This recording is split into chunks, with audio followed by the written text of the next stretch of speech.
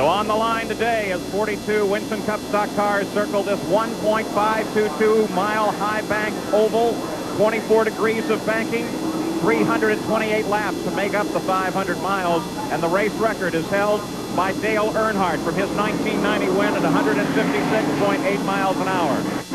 This field's still on their parade laps as we take a look through the starting field, and a reminder, Ernie Irvan, injured in the accident yesterday, will start the car, but we're standing by because he's expected to change his position and allow Bobby Labonte to take over right after the first lap.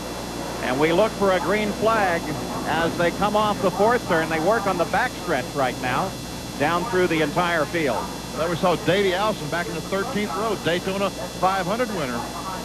Man who's been struggling with motors this weekend as well. He's been having trouble with the handling. For some reason or another, Atlanta's just not suiting him, and probably related to the radial tires that Benny's talked about a while ago. And they talked about they've changed 5 engines. As Paul said, they have changed 5 engines here this weekend.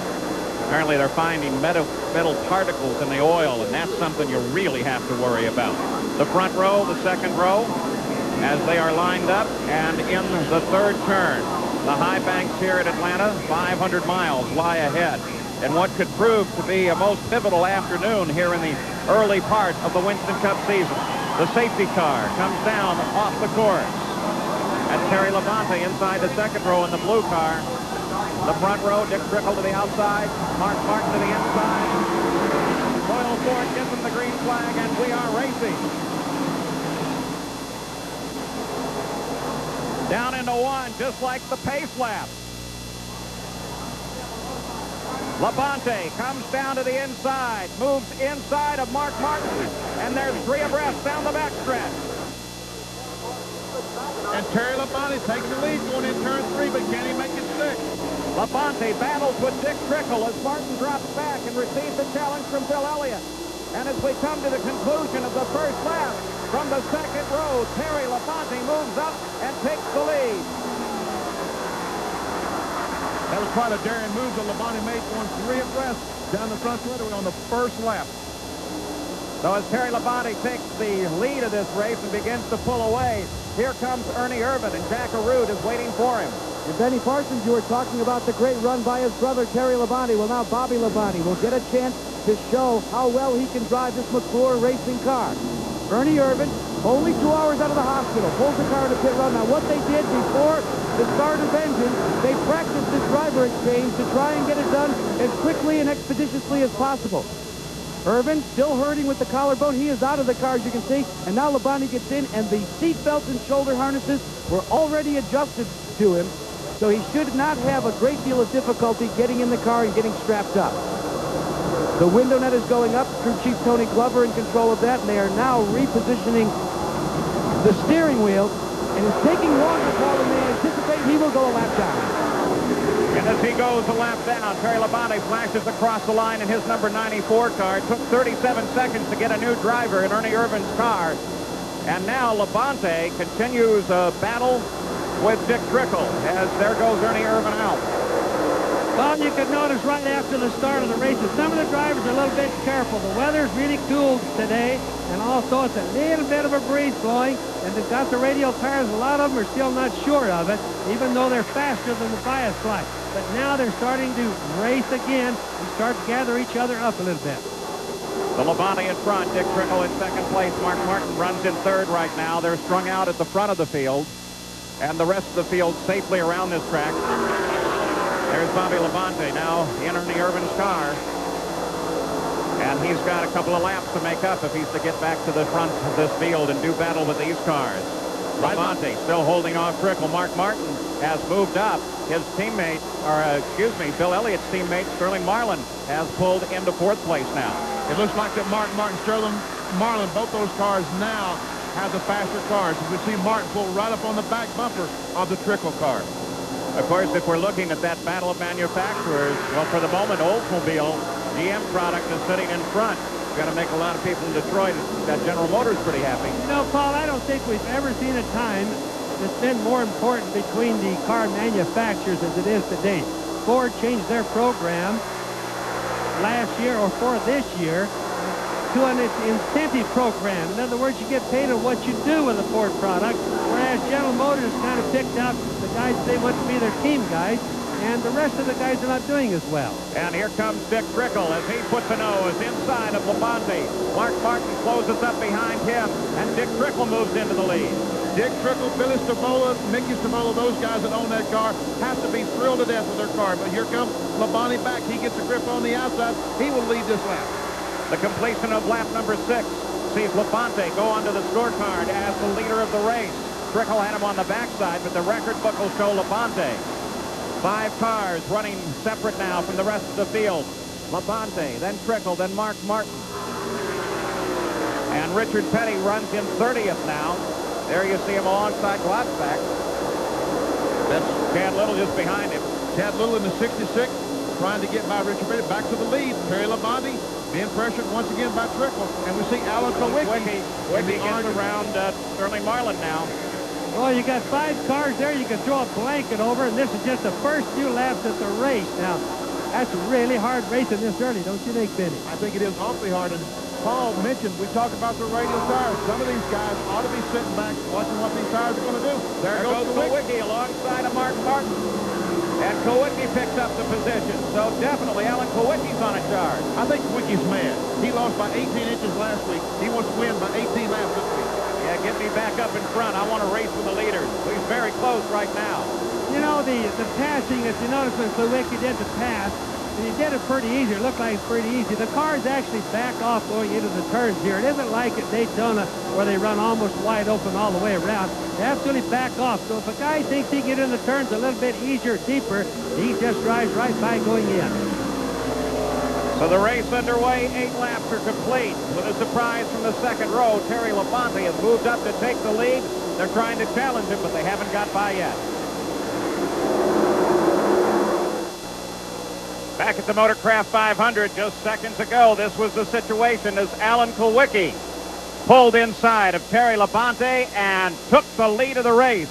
Boy, we talked about him being hungry. There's evidence of it. He is hungry. As I said, last week, 18 inches. This week, he wants to lap if he can to show what a strong car he is. And look, he's pulled away by, what, 4 or 5 car lengths. Back to live action as Kowicki out in front. Labonte now runs in second place.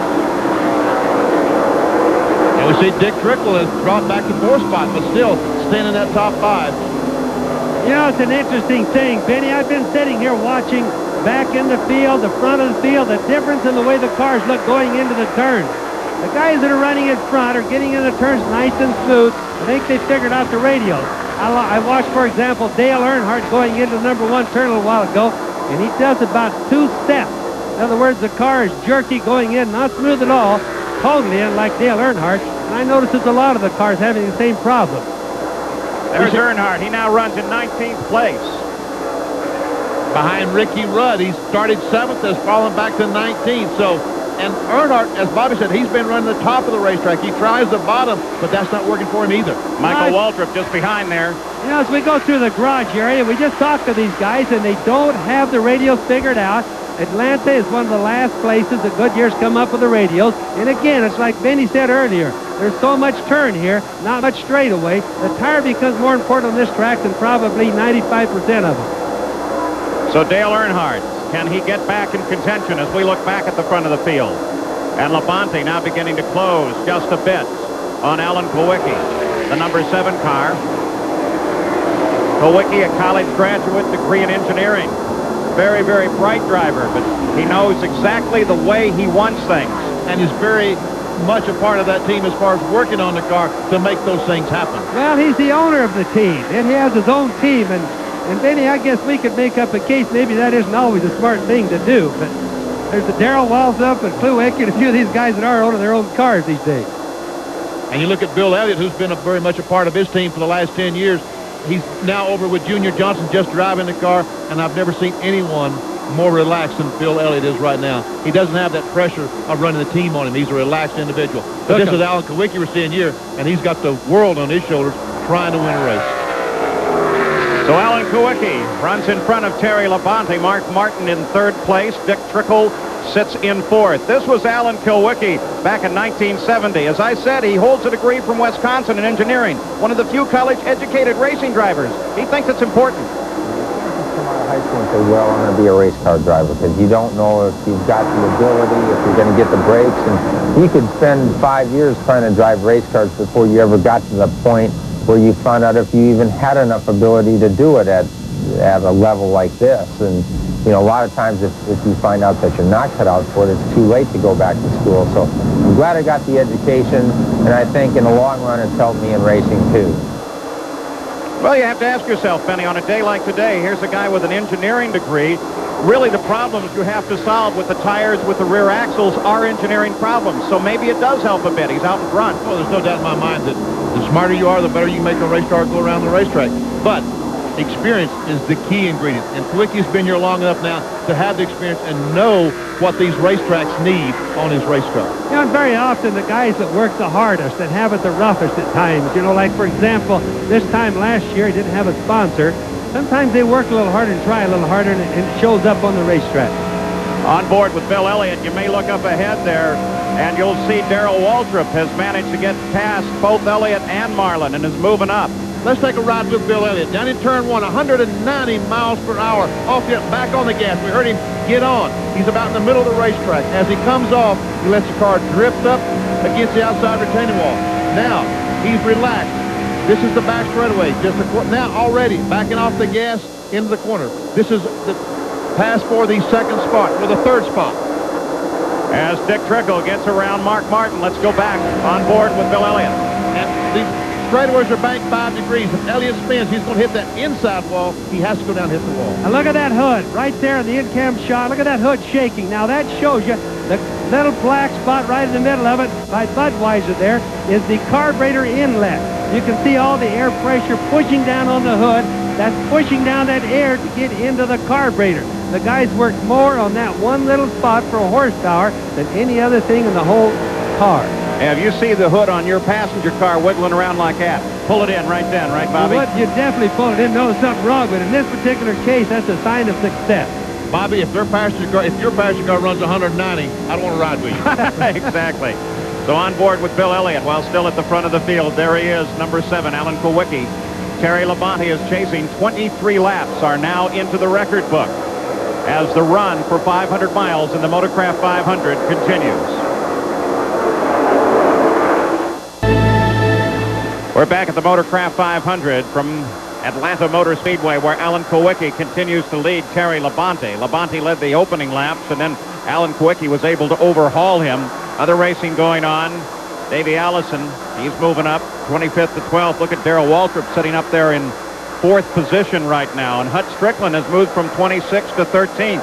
Back in 8th place is Bill Elliott, who's fallen back to 8th. There you're on board with Bill after starting on the second row. Let's get an update on him from Jack Arute. Well, Bill Elliott is out on the racetrack. He's going around. His teammate Sterling Marlin has had a tire go down. In fact, they have blistered the left rear tire. Now, this is part of the story. What Marlin has done is Marlin has stayed with the setup that Elliott had.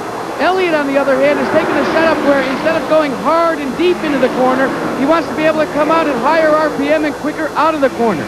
It seems to have worked so far. He has settled back, and Elliott seems content with where he's running, and they've already begun to burn up the rear tire on his teammate Sterling Marlin, who had the old setup. So Sterling Marlin makes that stop on the 28th lap of 328. That's an interesting situation within the team, Benny. I'm telling you what, you know, Sterling Marlin made the pit stop, but 41 other drivers was as concerned as he was about what was going on. If he's blistered a left rear tire, then all those teams on pit road will know it by now, and they'll start scrambling around trying to change air pressure, trying to tell their driver that they've got a problem. Battle for 7th place. There goes Bill Elliott. Around Brett Bodine. Dale Jarrett in the fight as well. As they come side by side off the corner. You see Davey Allison in there as well. Also Kyle Petty, Dale Jarrett, and Hut Strickland. All those cars, that's 4 position. Boy, it's a nice little pack, too. And there's what Jack Arute was talking about. Elliott's running higher, trying to run the car smooth around the racetrack and not get on the bottom of the racetrack like Brett Bodine and tear that left rear tire up, trying to run high and smooth. Looking back from Elliott, the battle is for 7th place. You know, as the racetrack goes on, it gets more rubber on it. You can see the track starting to dark up on the TV screen a little bit. That's rubber being laid down. The track gets slipperier. Now, that could mean two things. The car's not handling good. It's going to blister more because it's going to slide more. In a lot of cases, that'll loosen the track up. The guys will slow down and blister the tires less. I've been watching like Dale Earnhardt, for example, running down in the turns almost right up against the wall. A lot of the times, like you look at Bill Elliott there, they run high because they're a little bit loose, and they make a little less tight radius around the corners. And the fight continues, not just side by side between Brett and Bill. Look at Dale and Kyle behind him. Boy, what a fantastic battle. We'll stay with this. Davey Allison pokes his nose up in there. It's about an 8-car battle for 7th place. Good little fight. It is that black car with the number 2 on it. We see at the back of that pad is Rusty Wallace. You get an idea, too, when they go into the corner from this particular view back from the bumper cam on Bill Elliott's car. Look at the banking there. Boy, look how that car rolls over. Well, it's a whole lot steeper if you stand out there, Paul, than it is looking at a camera. The folks just cannot believe how steep this track really is. Next Sunday on ABC Sports, the World League returns. In our season premiere, we'll see the 1991 league champion London Monarchs as they host the New York, New Jersey Knights. Or some of you will see the new kids on the block, the Ohio Glory, taking on the Orlando Thunder. Pro football is back next Sunday here at ABC. But right now, it's auto racing as we're looking at this fabulous little battle as Bodine and Elliott continue to seesaw back and forth. And then there's a whole group lined up just hoping that there's a chance for them to poke their nose into it. Hutch Strickland takes a low line alongside of Davey Allison. Doesn't work for him. Well, they're cutting a big hole in the air for the guys behind, but the guys behind don't have any way to go to get by. They have to just sit there while these two cars run side by side, having one heck of a battle. So there's Brett Bodine as he runs on the inside. Number 26, the Quaker State car. Fascinating driver. And we see he's driving a green car. You know, that used to be bad luck. Guys would not drive a green car. Brett Bodine drove a green car when he was back in college. Second race car he owned was green. You know why it was green? Why? He went to the paint store to buy blue paint. I mean, but he had no money. The guy knew that. He said, I tell you what, I've got some green paint I can't sell. I'll give it to you. So that's where he got his green That race becomes car. your trademark. Exactly. Not enough money. Well, I bet a lot of us can tell you stories like that. You know, talking about little superstitions, it used to be a superstition not to eat peanuts. Yesterday I was over talking to Bill Friend. Somebody gave us peanuts. He laughed. He says, boy, 30 years ago, they would have thrown us out of this racetrack if we'd eaten peanuts, you know. Everything in the world changes. At the front of the field, no change there. Kowicki still being chased by Labonte. Dick Trickle rides in 3rd place. But Darrell Waltrip has now moved up into 4th place. Kenny Schrader is 5th. Mark Martin sits back in 6th place right now. So now it's Jarrett Bodine that goes side by side. And that is the race for 7th spot. Looks like Dale Jarrett is going to take it away. He does. Well, Bodine slips a little bit further backwards. The number 18 Interstate car. Now let's remember that Sterling Marlin, there he is, number 22, had some tire problems. Came in, changed tires. Let's get an update on this situation from Jack. Paul, this is the blistered left rear that came off of Sterling Marlin's car. Now, if it looks reminiscent to the type of blistering we saw at Indianapolis Motor Speedway several years ago, it is. They introduced radials there, they began to blister. And there's a spin in the racetrack. Yeah, Schrader catches the wall in 3 and bangs up the right rear pretty good. He looks to be okay, but the caution will come out. Schrader blew a right rear tire. The right rear tire disintegrated on Schrader's car. Benny, could that have happened from hitting a wall because his fender's bent there also? I don't know. I think that's what the tire did when it disintegrated on that right side. Well, we see Kenny unstrapping in the car. If we could look at the left rear or the right rear of that car, that might give us an idea. A lot of damage there. Hard to tell, though. What do you think? Looks to me like the tire came apart and did all that damage as it came off. I agree with Benny. That's exactly. You can see all the rubber along the side of the body right there. That's the flapping going on. Now, what happened with radials? First place, I've got to say that radials are not bad tires. They're good tires. Best tires. So in case we say something about them, I don't want people to think we're knocking them. But what happens is that sometimes in the Indy cars, we found out the guys put too much air in them. Here it is as he's coming off the wall. He's already gotten in it. You can see he's got all the tires locked up, but no doubt That tire is what was the problem going into the corner. Okay, we saw that brief flame. We talk about the bank of the racetrack. Here's Alan Kawicki is in the pits. So the leader makes a stop. This is routine under the caution. So the tire story may be an issue now. Let's go back to Jackaroo. Well, as Bobby Unser alluded to, it's exactly like Indianapolis. Many of these teams, in trying to find the right combination, have begun to adjust the tire pressures beyond what Goodyear recommends, just as we saw at Indianapolis. That is the case with this blister tire, in an effort to try and get a little bit of stagger. Now, Goodyear, with the radials, only allows these teams a half-inch of stagger, and many of them want more. So what they've done is just like in IndyCar racing in the early going with the radial technology, they begin to try and find some with tire pressures to get better adhesion with these tires. What happened to Marlin might have been what happened to the 25 car as well, Kenny Schrader. Well, Goodyear's been working hard with the radials. They are better, they are safer, but it does take a long time for the teams to accommodate them and learn how to run them quick.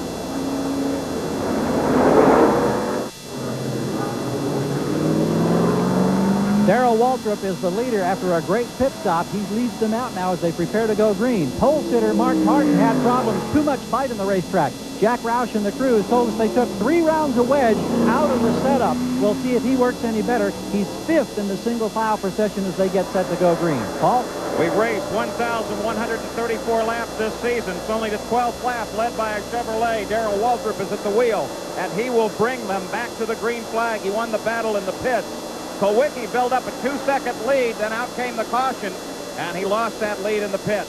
He also lost 3 positions. He's back in 4th spot now. There you see Mark Martin after his changes. Green flag is out. Darrell Waltrip gets a great jump on Labonte. The 22 car, Sterling Marlin, remember, he made that unscheduled pit stop, so he is a lap down to these leaders. Also, the yellow car, 41 up front, that's Greg Sachs. He's a lap down. So safely back to the green flag we come after the first caution of the day. The 41 car, Sachs does not count in this battle, but he becomes a factor for both Waltrip and Labonte, who are racing for the lead just behind him. Now Labonte tries the inside. Waltrip tries to find racing room as well, but decides to stay back as Sterling Marlin pulls up alongside of Waltrip and moves right along past, picks up 3rd. Here comes Kawicki as well. Mark Martin's following Kawicki. He gets by Waltrip. Almost like Waltrip threw out the anchor there. It begins to fall backwards. Darrell Waltrip's car is not working right now as well as it was before the caution flag. Fast pit stop, it's still not working on the racetrack. So there's Labonte.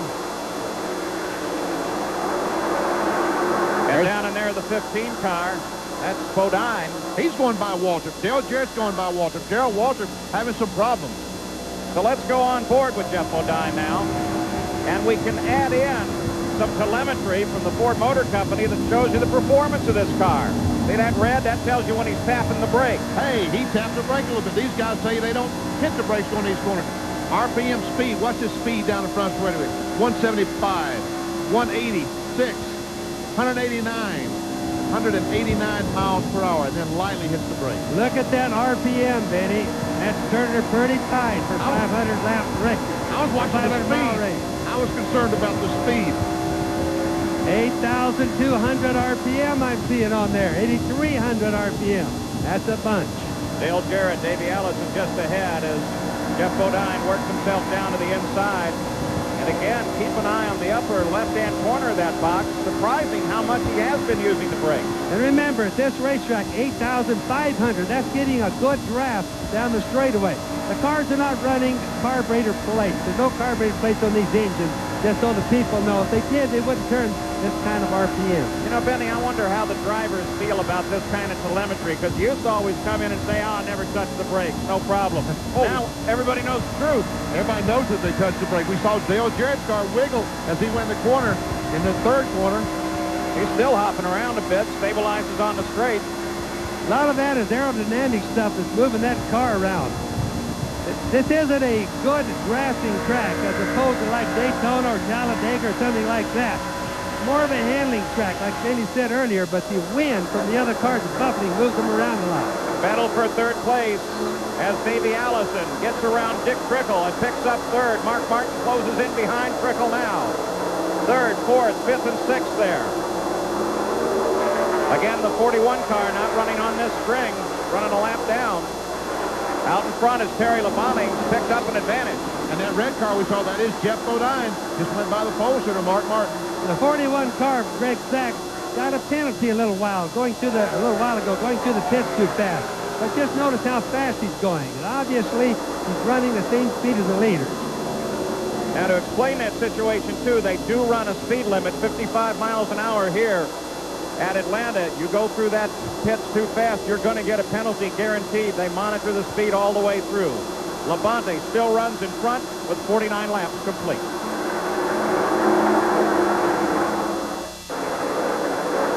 At the Motorcraft 500, lap 54 complete. Just a few laps ago, this man, Alan Kulwicki, got into the lead. He did it this way, coming down inside of Labonte on the front stretch.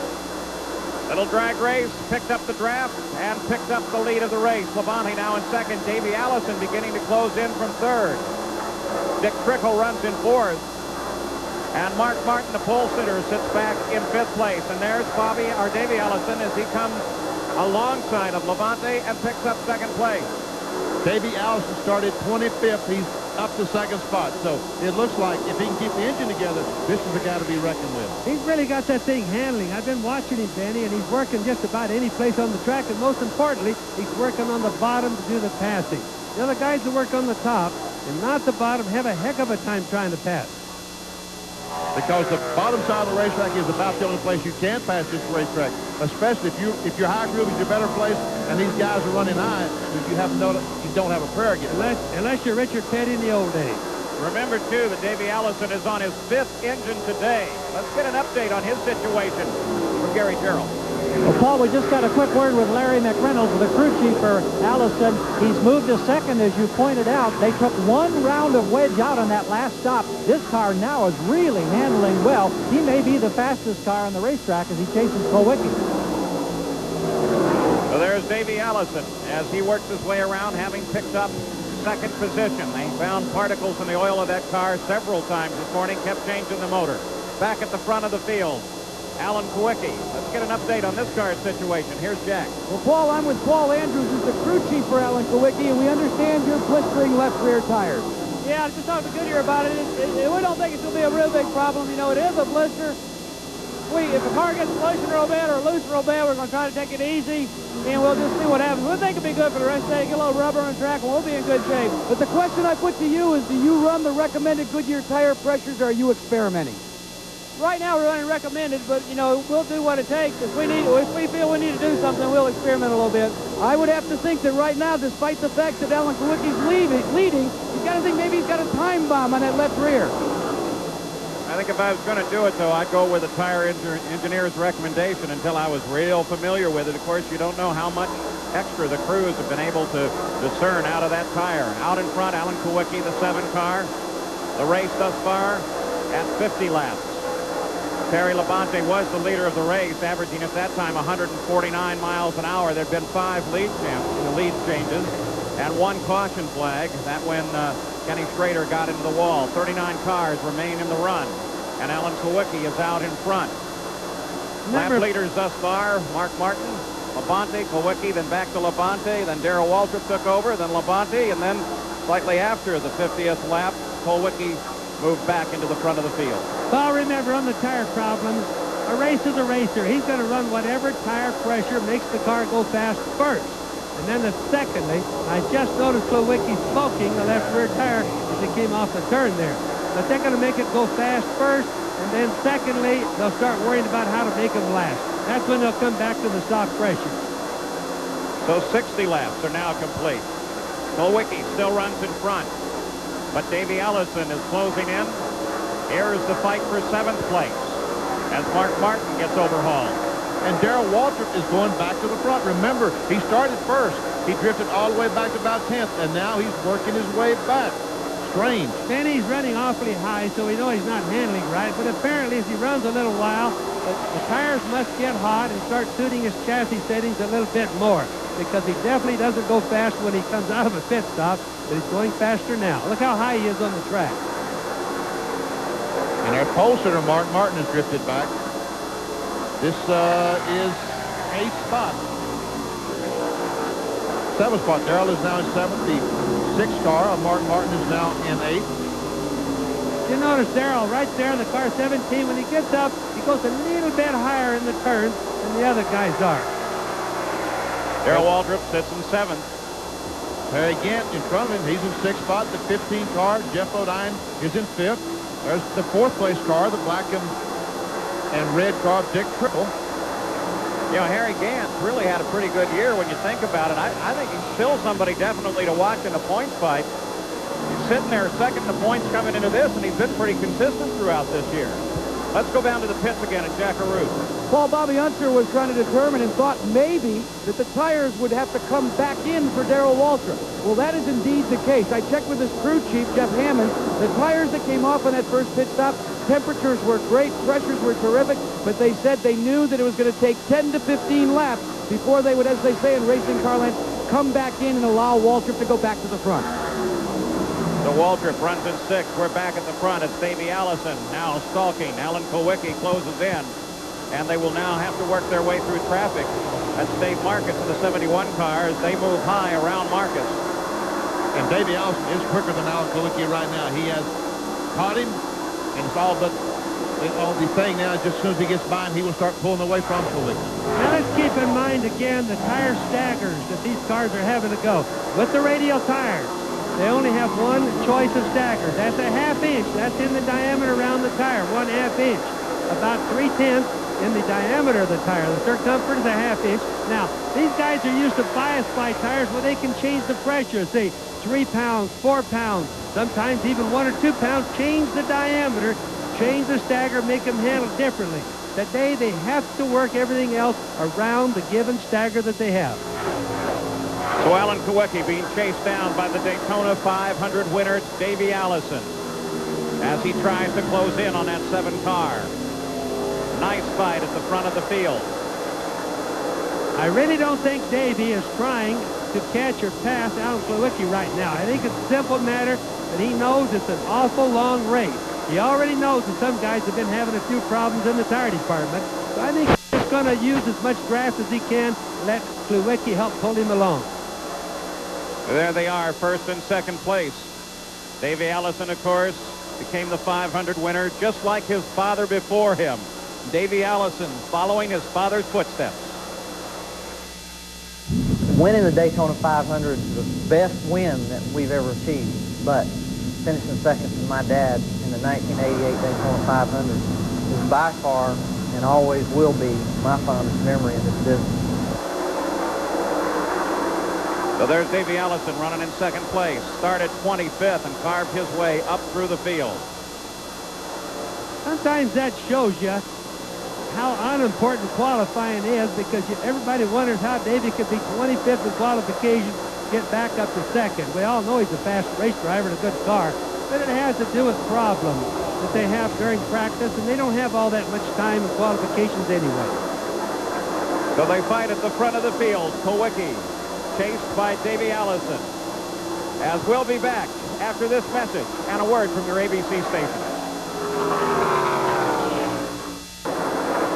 In Atlanta for the Motorcraft 500, Davey Allison continues to challenge Alan Kulwicki on the last straightaway. He pulled up almost alongside, and right now he's stuck right on Kulwicki's rear bumper. They move to the backside of this 1.5 mile high bank super speedway. They swapped crews. A little bit ago, Kulwicki was running higher up there, and Allison was running on the bottom. They switched. Kulwicki went to the bottom. Davey Allison went up on top. It's all a product of the tires changing, getting hot and getting cold, and also where the other guy runs, isn't it, Vinny? Well, they've also been running through traffic for the past couple of laps as they begin to pull away from the rest of the field with 75 laps complete. Well, there's no doubt those two cars are probably the best two handling right at the moment. But often this changes as the race goes on. Kulwicki's been good since the start. Davey has really come on strong because he came all the way back from 25th place. Just came around the 66 car, Chad Little, now back on the front stretch. But There's a concern over in the pit area. Let's get this update from Jack. Well, Paul, there's actually two concerns. The first and most important involves tires.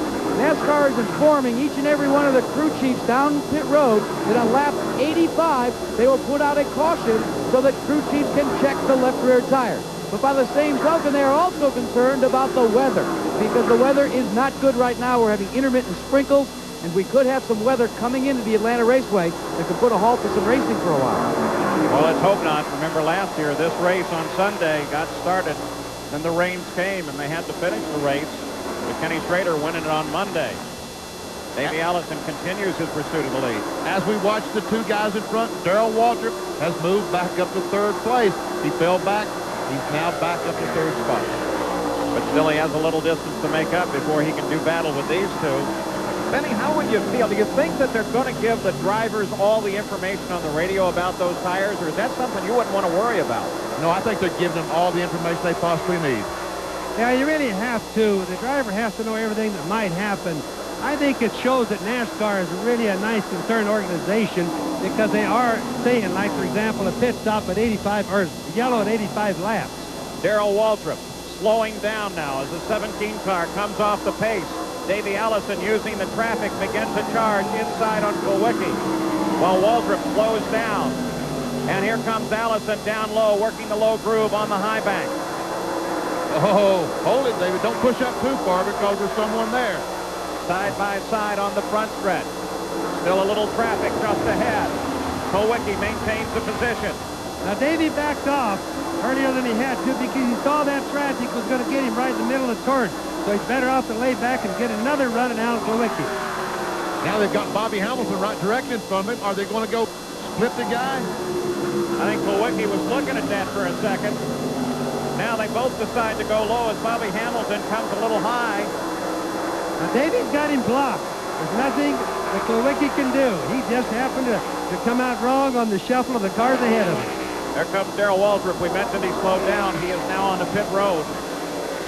And Bobby Hamilton is racing these guys hard. The reason? There's going to be a caution flag in just 5 laps. He needs to stay in front of these two guys if he can. But we can see he can't. So Bobby Hamilton now as Kulwicki comes underneath him. And Allen really had to come down on the brakes there. That took some of his momentum away when he got up behind Bobby Hamilton. And Bobby Allison, or Davey Allison, takes the lead. We're looking at Waltrip's car. There it is. The hood is up. And that's not a very good sign at all. And everybody's kind of slowed down, not hurrying, so it looks like he's probably broken an engine. When they're going that slow, that's a bad sign. Darrell Waltrip with 2 magnificent charges here today. Now they lower the hood on that car, and they're shaking their heads. I don't think they're going to try to put it back into competition. They're pushing it backwards and pushing it into the garage area. At the end of the day for Darrell Waltrip, Paul.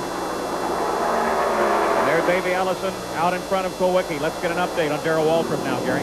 Jeff Hammond is alongside. What proved to be the problem, Jeff? Don't really know for sure, Gary. He just called in and said all of a sudden the red light come on, the oil pressure gauge, and lost oil pressure. We came in and we checked everything. Oil pump belt's on. Motor feels like it's kind of tightened up, but we may have stripped the gear internally on the oil pump, so we're going to take it down to the garage area and see if we might be able to put it back together, and hopefully we hadn't hurt anything internally. We just don't know yet. Thank you. Appreciate it.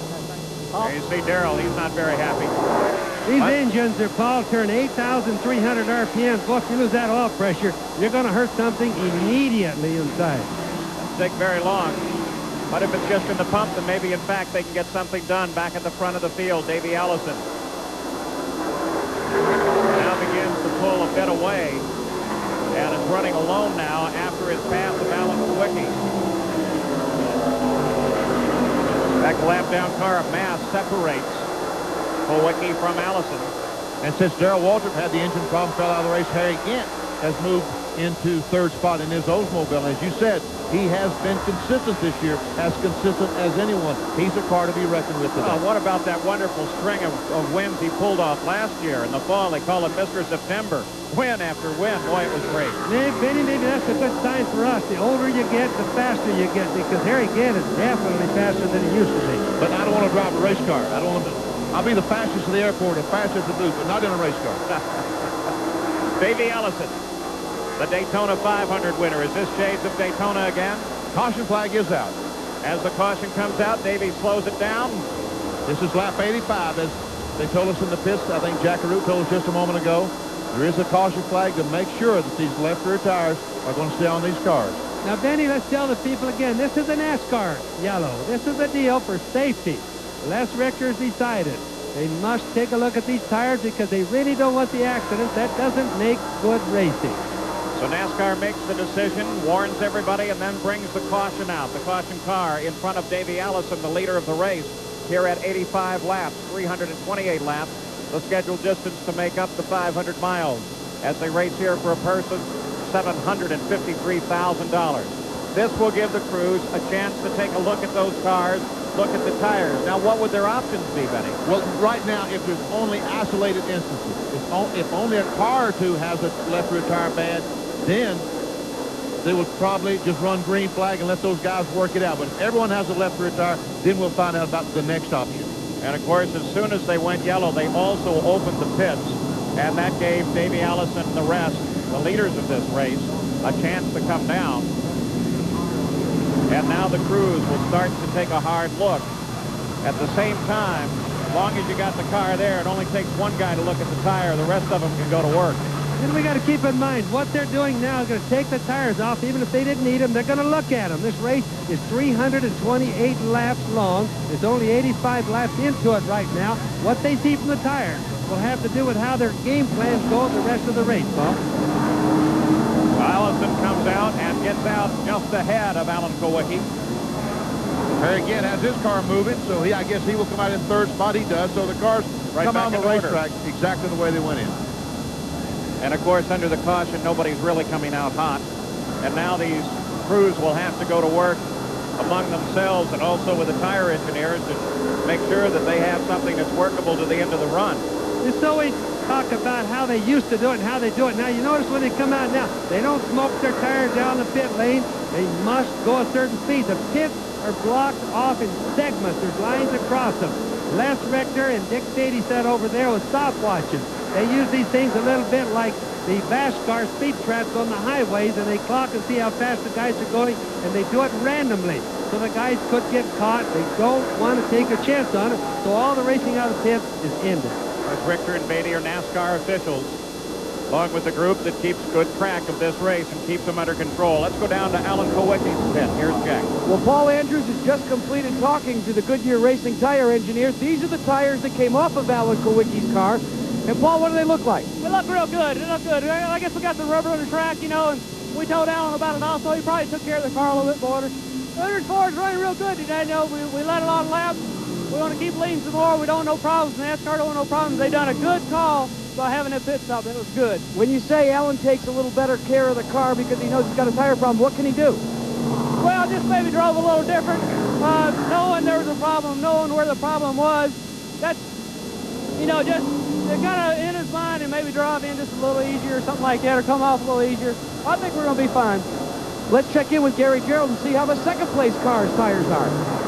Larry McReynolds is talking with his driver, Davey Allison, right now. They've come to the backside of the pit area. They've taken a very close look at the tires. As soon as he's off the radio, we'll try to get a word with Larry to see what their findings have been. To our untrained eye, it looked like they were in pretty good shape, both of the tires that came off the rear.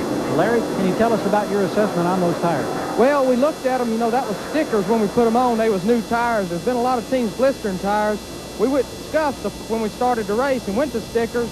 Both sets has looked good, so that tells us hopefully the car's working pretty good. You know, the team's tearing up some left rears, which means good car's got a bad push in it. That gets everybody more than a little apprehensive, doesn't it? It really does. You know, they're out there running awfully fast, and you have to let your driver know that their tires are blistering. That way, if he feels anything that's unusual, you know, all right, he's on his way. Oh. Well, Benny Parsons, you've been watching some of the other pits. We have two good reports. How do you think the rest of pit road's looking? Well, it looked like the 22 car once again took a blister tire off. I'm not sure. It looked like maybe it was just some oil or something on the car, but it looked like a dark spot. I did see Kowicki make a chassis adjustment on his car, but his tires was good. So I think that the tires are probably isolated in. Well, Jack Arute is right now down in Sterling Marlin's pit, the 22 car, Jack. And Benny Parsons, you're absolutely correct. He did blister a tire, but remember, Benny, they are using the severe camber on the back of the car, you know, in the rear end area. So that was the concern they had. That's why his teammate, Bill Elliott, went the other way in a different gearing. So they expected some severe blistering, and that's what they're getting. And, Benny, that's one of the advantages of having a two-car team, is that you can have two entirely different setups and hope that one of them is correct. Well, Bill Elliott looked like he made the right decision as far as durability is concerned, but Elliott's car is not running certainly the way it has the first 3 races. These 2 cars, the 28, the 7, the 33, that's the cars that are running well today. Field back lined up as we go green again. So often we see as the race progresses, the guys change them. Bill Elliott may come back up and go fast again. So back under the green flag after a caution period to check those tires. And Davey Allison, the 8th straight race that Davey has led at least 1 lap. Who holds the all-time record? Bobby Allison. He led 39 straight races during 1971 and 72. Right now it's son Davey out in front. Gant sits in 3rd place. Kowicki trying to overhaul Allison. And he's trying to pass Davey. He's trying to get alongside, going down in turn 1, backs off, can't make the pass. They've been running some laps well above 170 miles an hour. Up scored 171. Average speed of the race with the cautions down to 147.9. And Harry Gant challenges Kowicki. Bodine's there as well. And Dave Martin's on the inside. I think he's going to be a problem for Harry Gant as they come off the corner. Dave Marcus actually runs in 33rd place. A lap behind the leaders. Ford against Ford. It's always interesting when you see them line up like that. Who has the best engine? On board now with Jeff Bodine as he's just behind Kowicki. And by the way, Terry Labonte's begun to move back up. He was just behind Bodine just a couple of seconds ago, so he should be challenging at any moment as Bodine tries to make up the distance. You ride with the 3rd place. But he can't close up on these front 2 cars. 28 cars a leader. Davey Allison, the orange car directly in front of Jeff Bodine. Alan Kowicki, 2nd place. We're inside the 3rd place car. Let's ride with this just a while as Kowicki comes a little bit lower. Onto the backstretch now. The cars flatten out. Come up to top speed here. And back at the front, there's Allison and Kowicki. Again, 2 different lines as Kowicki comes down low and comes up behind Allison on the front stretch. Now, they all have new tires on, Paul, so they're going to want to take it a little bit easier for a few laps, not drift the cars too much, because if a tire's going to give problems, its most likely time is when it's brand new. So the fight continues, and most of the day it's been right here at the front of the field. Bodine in 3rd, Labonte 4th, Gant 5th. And 6th is Mark Martin. Dick Trickle runs in 7th. Kyle Petty is 8th.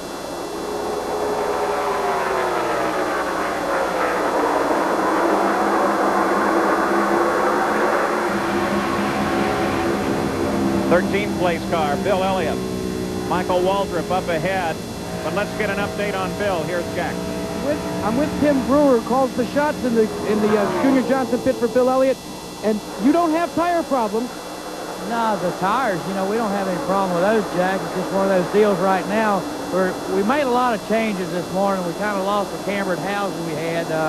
You know, had to do some drastic changes. Right now, we're just trying to get the thing adjusted to where Bill can hopefully be pretty good here at the end. We've talked about the fact that he wants to be able to come up out of the hole out of turn number 2 and turn number 4 and not go as hard into the corners. Well, you know, that's Bill's style. You know, he's awful good with a car. He don't really try to abuse the tires. And right now, Jack, we're just trying to hang on to where we can adjust our car to be really good at the end. Benny Parsons, I would think maybe they hope that the track comes to them. We can see how high he is on the racetrack. This is Bill Elliott. We're inside with him. Michael Walton right in front of him in the Pennzoil Pontiac. Michael taking the low group. Bill Elliott up high. We hear Bill backing off the gas. Still off the gas. Now back on the throttle. That's off the throttle a long time. And, of course, the more throttle you can use in the turns, the faster you go down the straightaway. But he's gaining on Michael right there, and he's using a lot of the drafting to get up on him. When he gets that close, anybody gets a pretty good draft. Still at the front, though, it's Davey Allison. Alan Kowicki chases. Jeff Bodine sits in 3rd.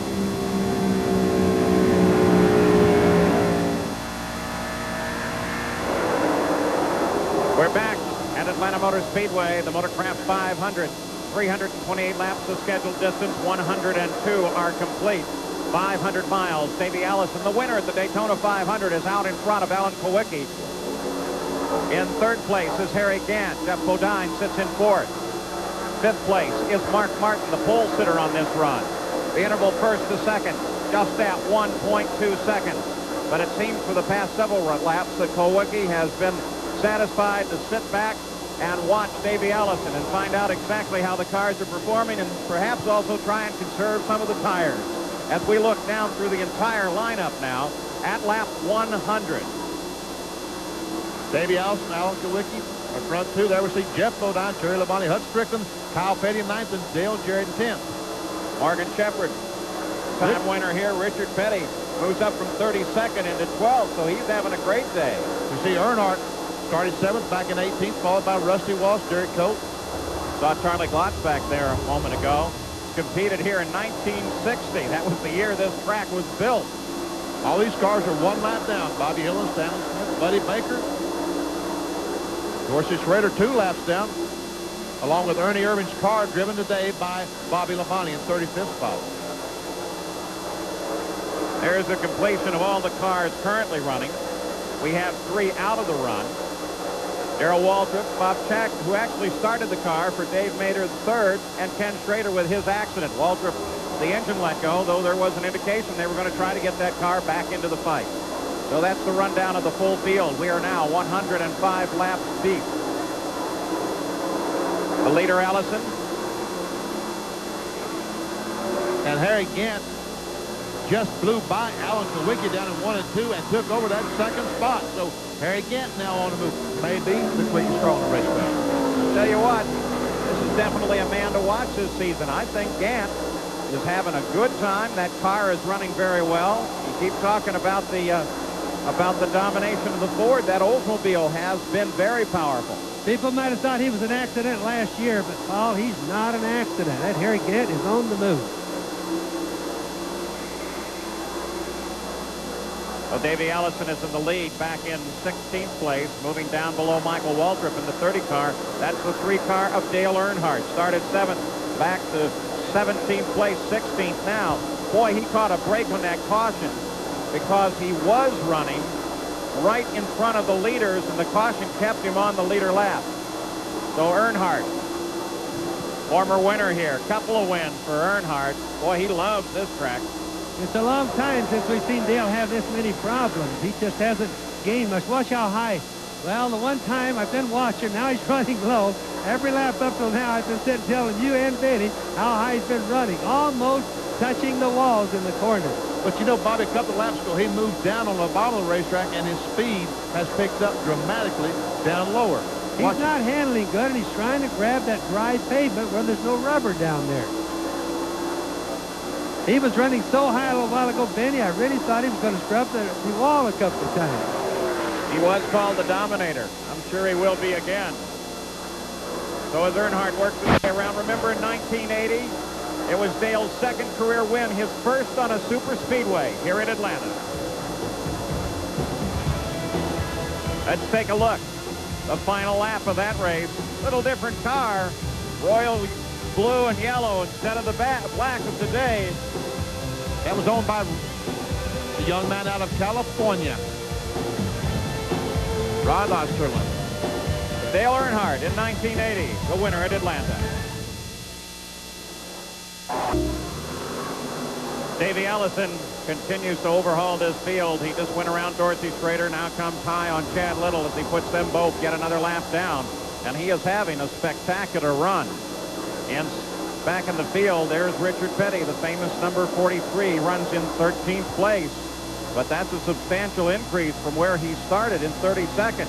His finishes thus far this season, a 16th, a 16th, and a 21st. He still keeps that towel tightly in his teeth, though now it hangs out from in front of that full-face helmet that he wears to help circulate a little bit our air supply, keep the carbon monoxide away from him. That's just a damp towel, something for him to chew on, keep some moisture in his mouth.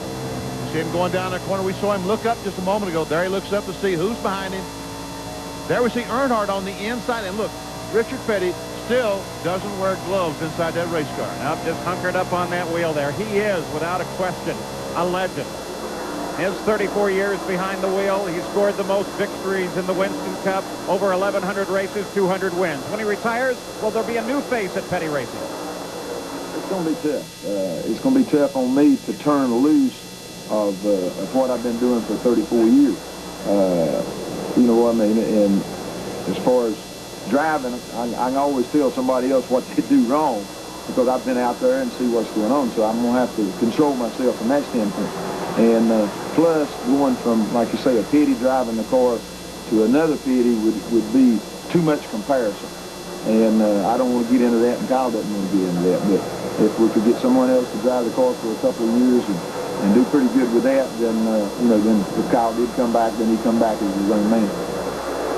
So what will happen at Petty Enterprises when he moves from driver to owner and boss at the end of this year? Here are two great champions, Petty in the 43 car high, 7 Winston Cup wins, and Earnhardt, the 3 car, as they continue to battle, now with 5 Winston Cups. And they fight for 13th place. I'm telling you, Earnhardt, when he started running the bottom of the racetrack, has really mowed down the traffic. He has moved up, let's say, he's moved up to the 14th spot, picked up 4 spots in the last 10 laps. That seems to be working for him. We heard Richard. Now, what about Kyle Petty? He tried to follow the racing path by driving for his father. Will he be back at Petty Enterprises? I think family ties are a whole lot stronger than any money is. And blood's thicker than water, you know that. And, you know, I think eventually there will come a time when I drive for Petty Enterprises. And I drive for Richard Petty. When I drove for him before, I was 18 or 19 years old and knew absolutely everything there was to know in the world. So our personalities clashed pretty heavy when I worked for him before. But like I say, after over a period of years, I've gained a whole lot more respect for what he knows and his ability. So I could probably work with him a little bit better now. But the big question is, when will Richard Petty ever get out of a race car? You know, God only knows when that'll be. And I'm not sure when that time comes that I'll be the next driver. I would hate to be the next driver to follow Richard Petty in the Petty Enterprises. So at least Kyle and Richard agree on one thing. Kyle doesn't want to necessarily be the next guy at Petty Enterprises. I thought that was great that Kyle admitted he knew everything when he was 18 years old. Not the experience of too many fathers and sons, is it? No, just all of them. Davey Allison is still the leader. We'll be back after this message and a word from your ABC station. Back at Atlanta Motor Speedway, the Motorcraft 500, you watch a battle for 3rd place as Dick Trickle has been climbing all over the back of Alan Kowicki in a great little fight. Trickle's been Mr. Consistency here today. So, by the way, has Harry Gant, who runs in 2nd place behind this man, the leader, the 28 car, and that is none other than Davey Allison, the winner at the Daytona 500, who's having a splendid day. Let's see if we can get an idea as we see Allison go into the corner. And he runs alone. And here comes Trickle inside of Kowicki. Nice little fight here. Boy, they've been at one another for the past 4 or 5 laps. They have been, but Trickle can't make the pass. He can get there, but he can't seem to make it too easy. But look at him get up alongside. That's really good racing. Burns up a lot of energy through the corner, but boy, look at that. Now can he stay there? That's going into the turn. That's the back-off period that they have. The easiest place to pass, or the easiest time, I should say. Caution flag is out. Car brushed against the wall as the caution comes out, and they come back to the line with Trickle getting there ahead of Kowicki in that fight for 3rd place. Allison's still the leader, and the report is that Earnhardt may have brushed the wall. I don't see Earnhardt on the racetrack. Doyle Ford with the caution flag, and there is Earnhardt. Let's take a look at that car. There's something that somebody's tire laying on the racetrack, or a part of somebody's tire. That's the tread that blew off. That's what happens, Paul. I was telling you about earlier. It happens when they put too much pressure in sometimes. It explodes the outer part of the tire. We can see the 41 car was going down pit road, and part of that tire as went up and hit. We can see some damage on the right front. That tire that we saw hit that 41 car. There's damage to the right side of this Kellogg's car. Yeah, little now, you got to remember when these tires, if they do come apart, there's a lot of energy involved, and it's not the safest thing in the world either for the car that has the tire, but also the cars that are around it. Let's go down to Jack. Well, Paul, it actually was Dale Earnhardt who blew a tire. The pieces came off, and they actually had started to tear out the bodywork on his car as well. So this is a good stop, this caution, because they were going to bring out the caution, NASCAR was, on lap 135 to again check the tires. Leaders are in the pits. They're going to get their service. Let's go back up here. So Davey Allison comes in. Left side change on the tires for the leader of the race. And he's away. Wow, he is already moving down pit road. No one else on pit road. Now finally Alan Kowicki starts to move. The tread of that tire comes off the track. Safety crew's right there. Fast pit stop for Davey Allison and crew. Boy, between the racetrack and the pits, they've really got this thing figured out. They have. Larry McReynolds, we saw just a moment ago in his interview, he went with Davey Allison last year about May, about the 1st of May. Since then, the 28 car. That just seemed to make the difference that 28 car needed was Larry McReynolds. Well, you know, a team is only as good as its worst member, Benny, and often that's what happens. Davey really has a good one now. Put him in victory lane, the Daytona 500. Put him well on his way here today. And Richard Petty makes his stop and comes away. We said he is retiring at the end of this year to take over Petty Enterprises. He's a man that, without question, has been a legend in motorsports. Through 3 decades of wide world of sports, one athlete has embodied both the thrill of victory and the agony of defeat. Fuel drivers, look out! Petty's car smashing into the rail. The checkered flag is out, and Richard Petty has won the Daytona 500. 1 lap to go. I've never seen such a good close race as this. And look how close they are. Richard Petty, a routine pit stop. No, the car burst into flames. Petty is on fire. In 1962, ABC first met the man named Petty. And here was the car spinning right down in front of us. That's 43. That's Dick Petty of Randall, North Carolina, in a 62 Plymouth. He was Dick Petty then, but soon would earn the title of King. Can't get back in the race. No, that's off the brake. Running pretty good. Yeah, that's true. How's the track? Very fast, always fast. In 23 and a half years of doing racing for ABC, Richard Petty never turned me down for an interview and never said come back later. By 1969, Richard Petty was already NASCAR's winningest driver, but all his races did not end in victory lane. But there's been a crash on the home stretch. This could be a very bad accident to one of the best-known race drivers in the world. Sometimes victory eluded him only by inches. They did hit. Now he crashes into the wall. Will he come across the start-finish line? He's going to win the race. He's going to win it spinning. No, he did not make it. He is less than 100 yards from it. Here comes Pearson. Pearson's going to win. By the end of his second decade of racing, Richard Petty owned a host of NASCAR records. He was the king of his racing realm. And in 1984, President Ronald Reagan made the pilgrimage to Petty's court to witness history. Down the front straight. Here they are, Sam. They will come across the yellow line just about together, but Petty had the lead. Richard Petty has won the 200th race of his incomparable career. Keith Jackson covered many of Petty's races. He's done everything for his sport that a man could do. And he leaves it with great dignity and everybody liking him. And when you can walk out that way, baby, that ain't bad. I would like people to look at me that here was a man that enjoyed what he did and what he accomplished, and really wanted to do that and was able to do what he set out to do.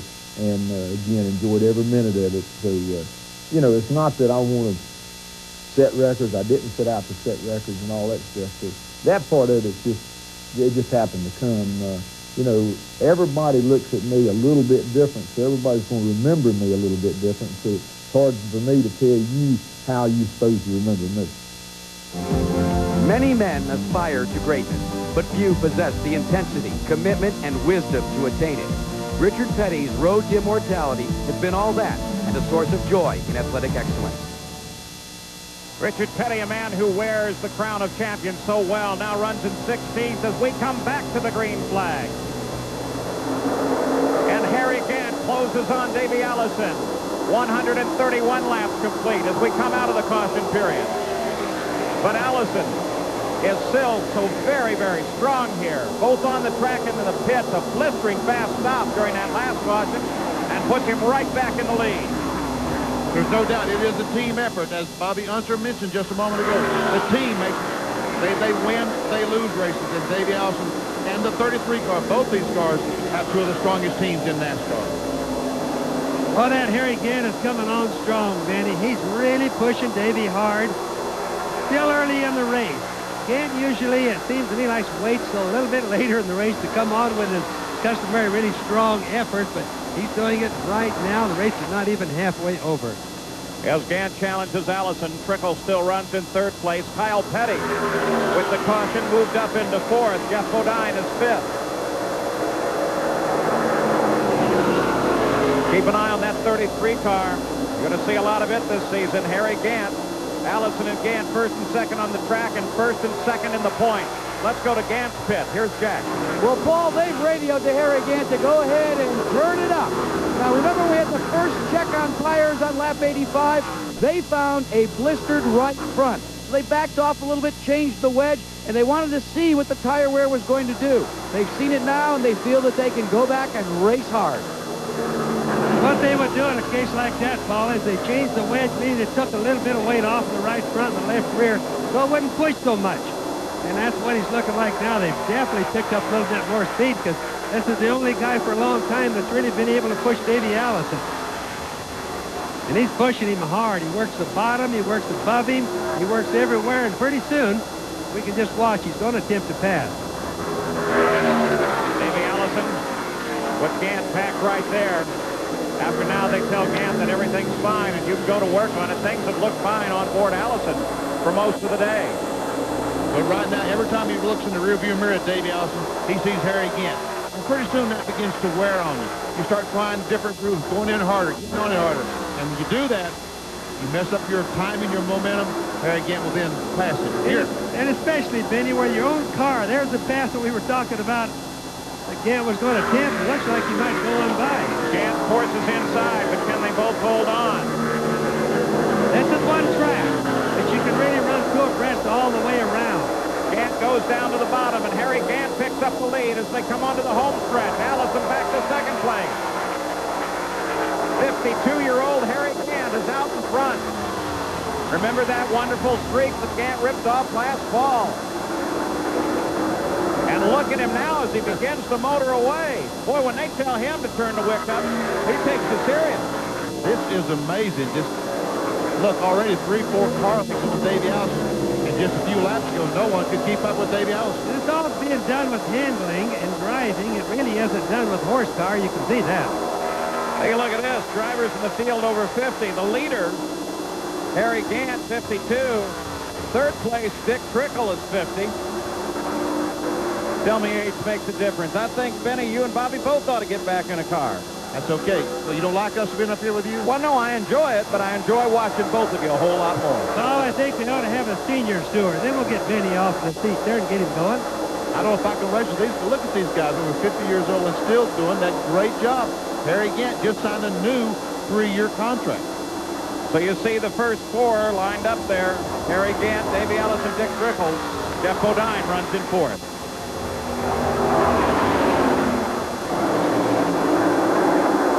Back in Atlanta, it's the Olds and Harry Gant running out in front. There are his finishes thus far this year. He's been fairly consistent, now leads this race. Remember, last September, he ripped off 4 in a row. They called him Mr. September. But for Harry, what was the biggest moment of that run?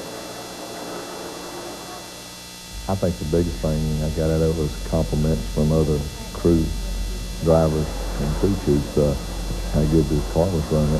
It made you feel real good. You know, they considered it. You know, they come to me, you know, like we won 2, and they said, you know, you're going to prove man to beat today. I said, no, we probably not. You know, we did, and they'd say, well, you know, and we just kept it coming, and it was.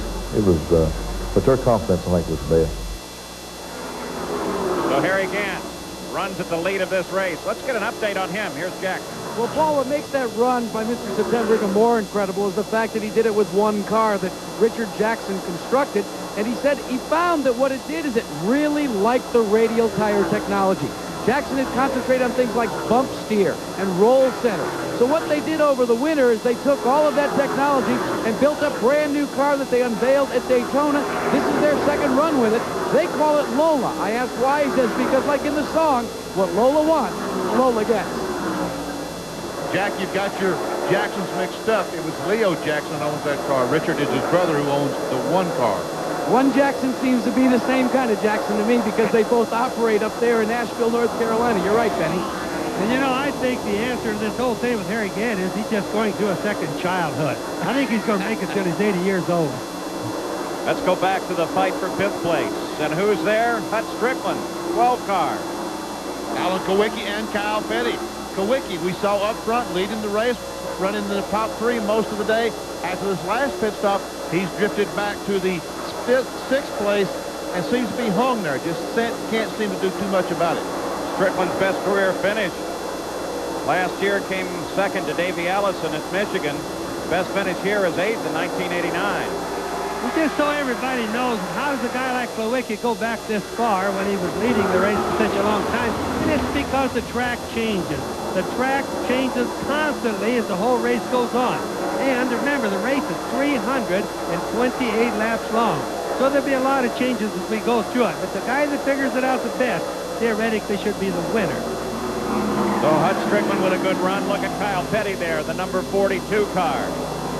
You heard from him just a few moments ago, who hopes he doesn't end up working at Petty Enterprises next year, but maybe in the future. I got a story. I got to tell you about Kyle Petty. Talk about going back to Petty Enterprises. They were working on the shop, built a new building back when Kyle was just a youngster, 7, 8 years old. They went to the racetrack. They poured the cement floor. It was still wet when Richard and the crew went to the racetrack. Kyle got his cousins out, 2 cousins and his sister Sharon. They round up all the dogs in the neighborhood and throw them out on this new concrete floor and wouldn't let them off the floor.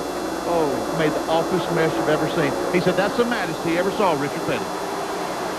No wonder Kyle can't get a job at Penny Enterprises. That's right. Remember another thing about Kyle, too. He's given up his career in music, which was a very good one, for a full-time racing job. So that means he's got his head on straight now, or at least for the racing fans he does. I think he found that racing was his work and music was his relaxation, and it had, in fact, become work. So he said, I'm just going to go racing.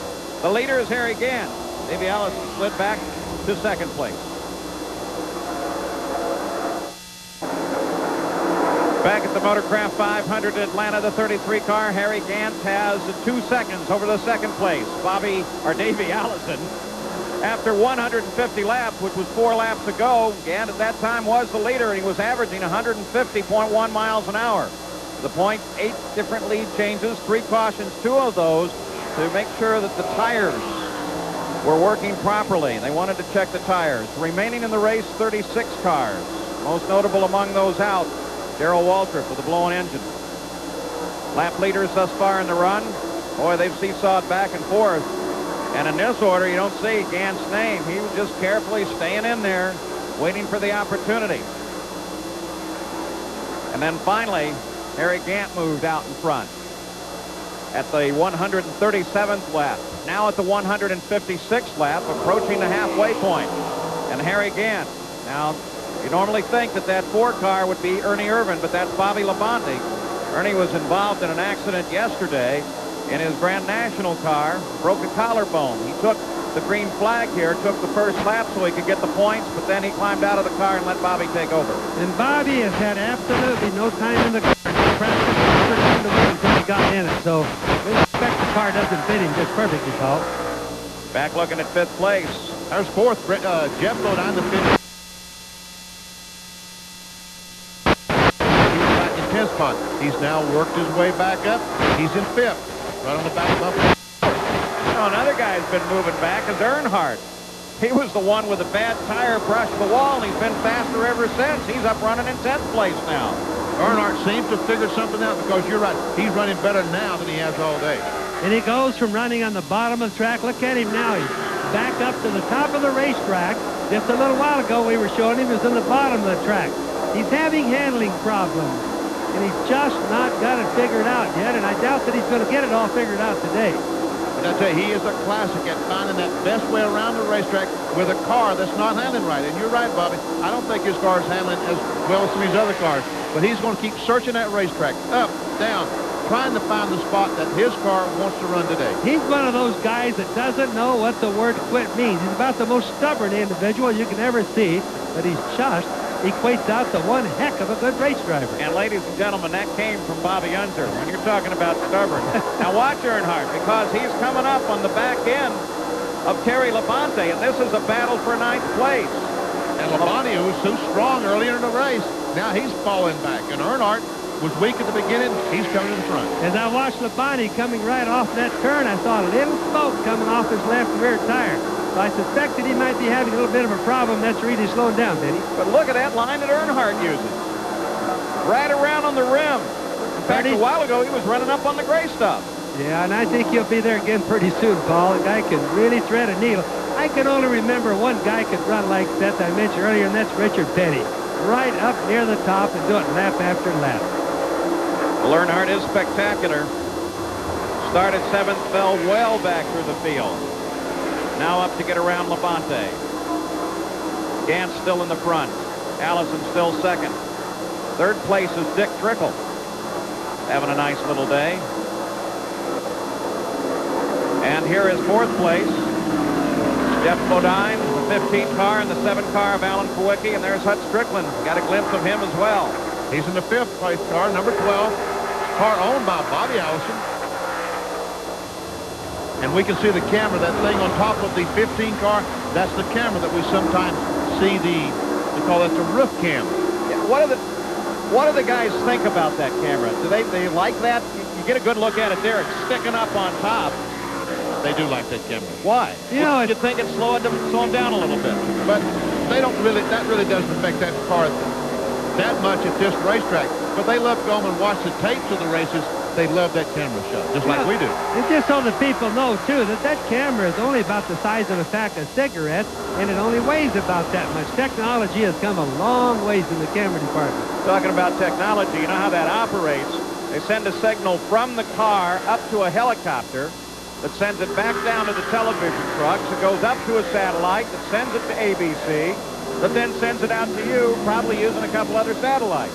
Now, right now, in that whole big link, the helicopters are down on their refuel, and so we'll watch them from the outside. Are you sure we're seeing the camera from the same day, Paul? You're either seeing it now or now. Kowicki can't do much with Jeff Bodine currently. You know, they're talking in ongoing technology. They're talking now about, as we watch Dick Trickle, who runs in 3rd place, they're talking about taking data out of the race car, sending it up through a satellite and back to the engine plant so they can watch it there during the race and tell you what's going on. I see Bill France in that next booth over, the president of NASCAR. We're not going to have that for a long, long time, believe me. Telemetry. That's what telemetry's all about. Just around the corner. So Dick Trickle. Boy, there's a guy over 1,000 wins. How many guys have driven 1,000 races? And Bobby mentioned just at the top of the show a month ago, did not have a full-time ride for 1992. He was sitting on the sidelines, drove the Raymar car in Daytona, finished 5th, had a great run. After Daytona, they hired him to drive this car. So Dick Trickle, consistent in 3rd place. There's the leader, Harry Gant, at the front of the field. We'll be back after these messages and a word from your ABC station.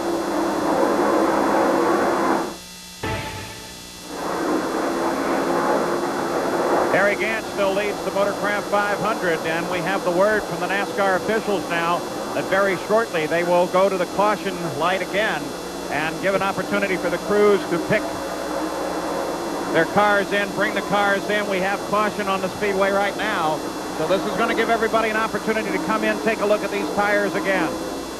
Here's Doyle Ford.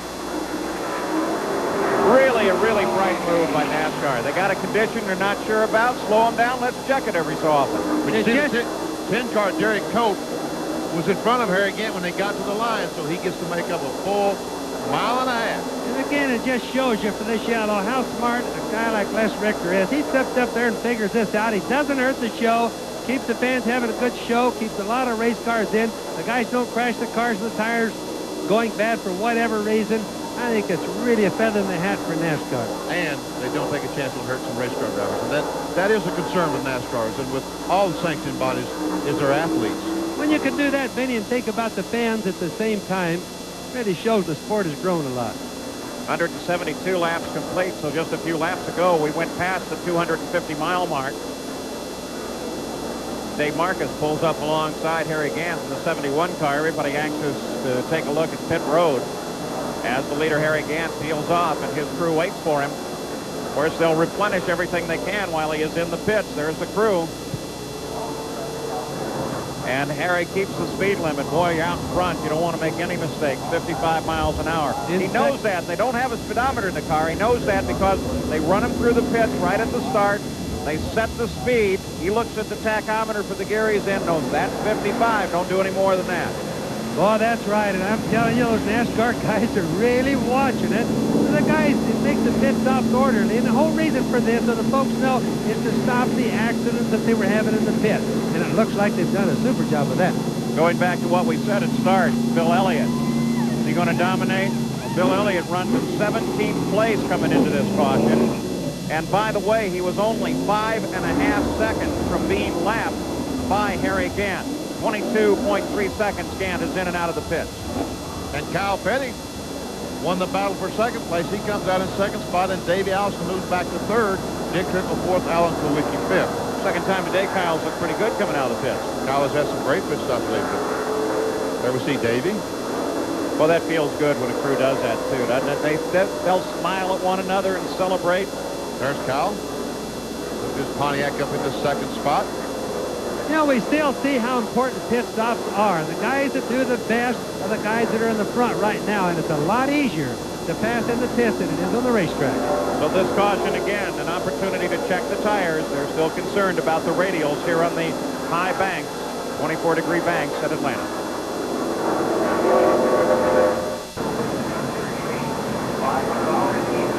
We still roll under caution at Atlanta Motor Speedway. Caution because they wanted another chance to check the tires. Coming up next, more racing, as the best of these Winston Cup drivers will face the best from road racing and IndyCar racing, equal and matched cars. That, of course, is the International Race of Champions to determine the best of the best. Round one from the high banks of Daytona coming up. And boy, what a finish that one was. Don't miss that race. Don't miss this one as the green comes out. Harry Gant leads the field down with Kyle Petty with a great pit stop in second place. Davey Allison comes out in third. That's Bobby Hill in the black car on the inside.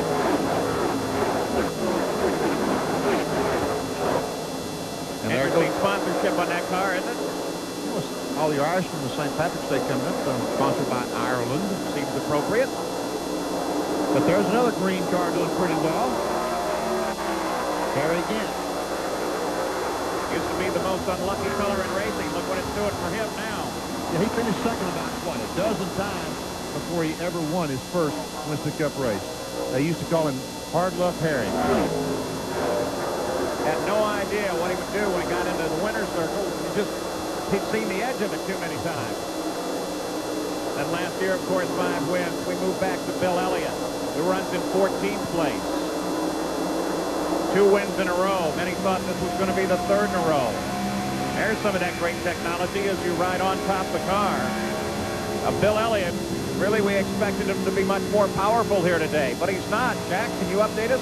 Well, we'll check with Junior Johnson because I'm sure Junior expected him to be more powerful as well. Did you go the wrong way, Junior?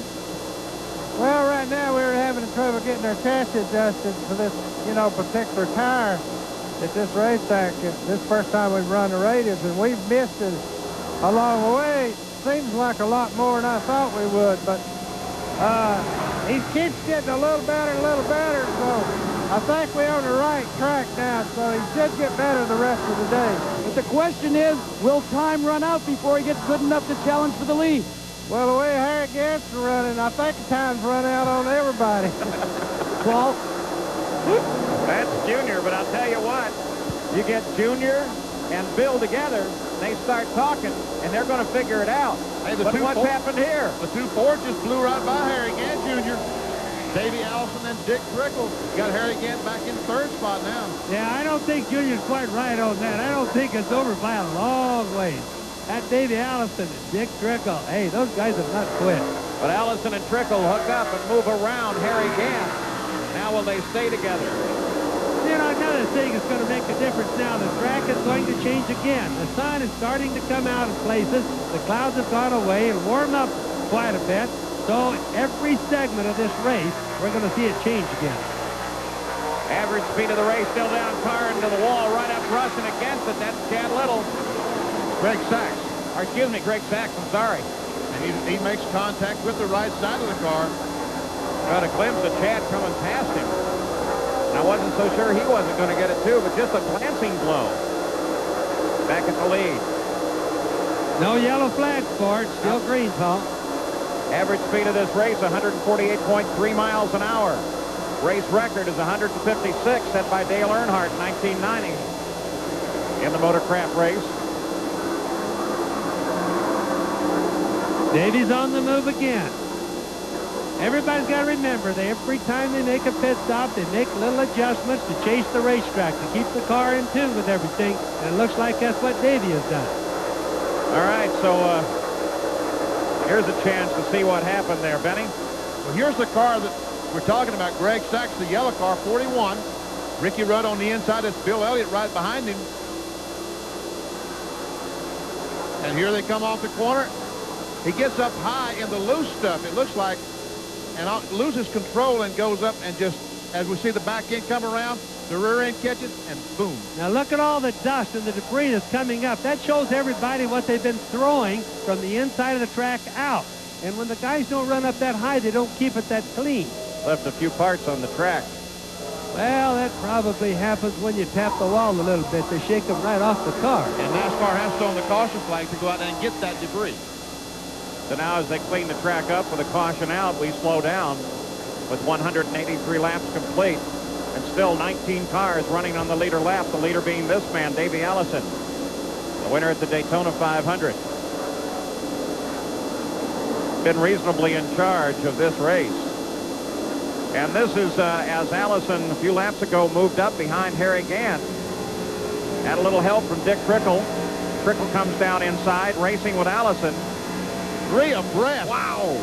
The 3 leaders going abreast. No wonder Harry backed up and let those guys go. Yeah, I think I'd have let them go too. But now we're under caution while they clean up the track. After Greg Sachs brushed the wall, they had to pick up some parts. And Doyle Ford has the yellow out again.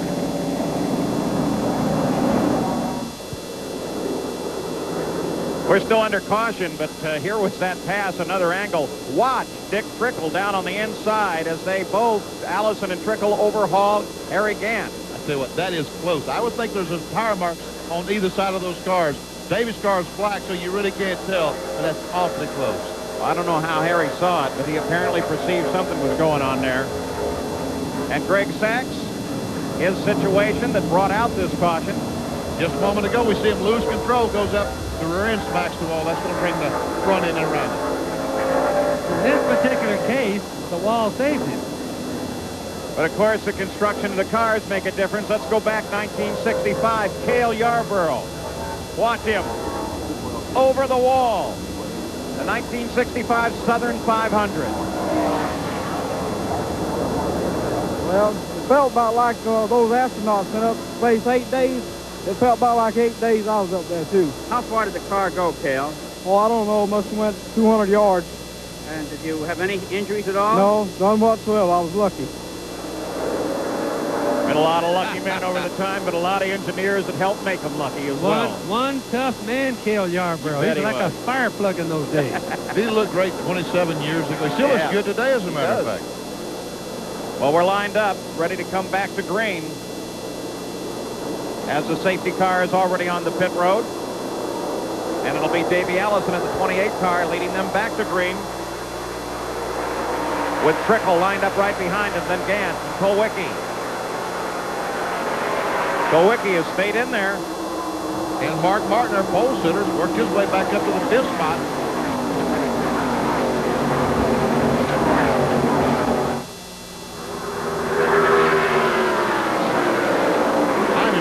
the run Dick Trickle is making today. I tell you what, you talk about a computer for a mind. Imagine how many miles his seen, how many different situations. Something happens in front of him, it just whirs. I've seen that before. Here's what you do. That's what you call a veteran. That's why it works for him. We talked about technology versus experience, and still it looks like experience is the key, more so even than technology. But when you have the both of them, the combination is almost unbeatable. Well, Dick Trickle, the number 8 car from Wisconsin, great short track master. By the way, here at ABC Sports, we'd like to welcome all of the viewers in Green Bay, Wisconsin, who are watching us for the first time on WBAY TV Channel 2. That's your boy Trickle there in second place, folks. Trying to run down one of the members of the Alabama game. Those two guys, Paul, are just running away from the rest of the group right now. They're just stretching it out. And of course, they're teaming up. In other words, they're staying in the same draft. That helps a little bit. But remember, here in Atlanta, it's almost all turns. That's the reason drafting doesn't help so much. Well, not only that, but when you think about it, anytime you have a new development like we do here today in the radial tires, some folks figure it out pretty quickly, others don't. That creates some greater separations when it happens. You know, some of them accidentally figure it out. They don't even know why. And some of the drivers adapt to the tires better than others. We've seen that in all types of racing.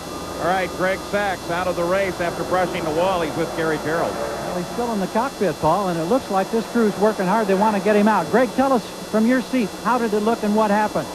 Well, it's pretty tough out there today. You know, everybody's having a lot of trouble with tires. I blew one earlier on a backstretch. Was real fortunate to be in a straightaway, and now we've had trouble again in blowing the side of the car up.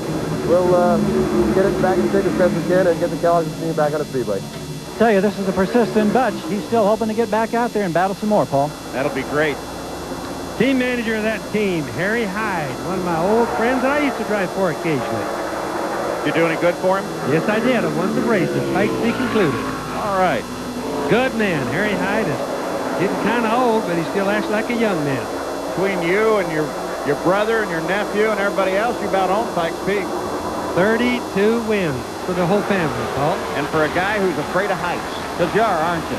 I certainly am. Biggest fear I have in my life is the height.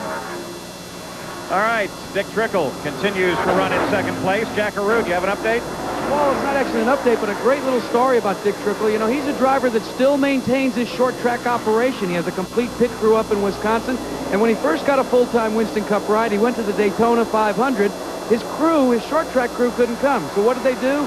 They rented a big screen television. They carted in an entire pickup truck full of sand, put it in the garage, and they pretended they were down at the beach. There were 3 feet of snow outside the garage door, and they watched Dick Trickle run. Ha ha! Those guys that know how to have a good time. Take a look at this fight, 6 through 12. Richard Petty right there in the middle of it. There's Earnhardt, Sterling Marlin, there's Kyle. Hut Strickland in front of it. And we see the sun coming in and going in the windshield, making visibility poor for these drivers as Richard pulls alongside that Goodrich Chevrolet, and he and Earnhardt almost touch. Almost leaning on Earnhardt. Kyle Petty, you see the 42 car just ahead of Earnhardt. I think it's good to remember these guys right back here who are not leading the race are probably driving and working a whole lot harder than the guys out in front. I guarantee you have to worry about who's behind you, who's in front of you, who's beside every lap. Air buffets you around when you get that many cars together. That's hard racing. That white car is Ted Musgrave as Kyle Petty moves up and goes by Ted. Meanwhile, Earnhardt has gotten by Richard, also Sterling Marlin, now Ricky Rudd. Ricky Rudd comes in there as well. Rusty Wallace, the black car, just moved in the picture. There's Hut Strickland. There's the couple of red cars that look like Bodine, and there's also Charlie Glossback. We look forward to see Michael Waltrip as he battles with Terry Labonte. The 30-car of Waltrip goes high. This is a fight for 7th place. Terry Labonte's the car that we see occasionally smoke the left rear tire as he comes off that turn right there. Morgan Shepherd there as well, the 21 car, as he begins now to attack Labonte. Well, look at that yellow car, Mac Waltrip, right up against the wall up there. Real close. Shepherd working real well down low. Bodine sitting in there as well. Looks like Jeff Bodine has been able to get by the Glossback car. Yes, he pulls up right on the back bumper of Labonte. You know, it's so great to see the 90 car of Glotzbach in there.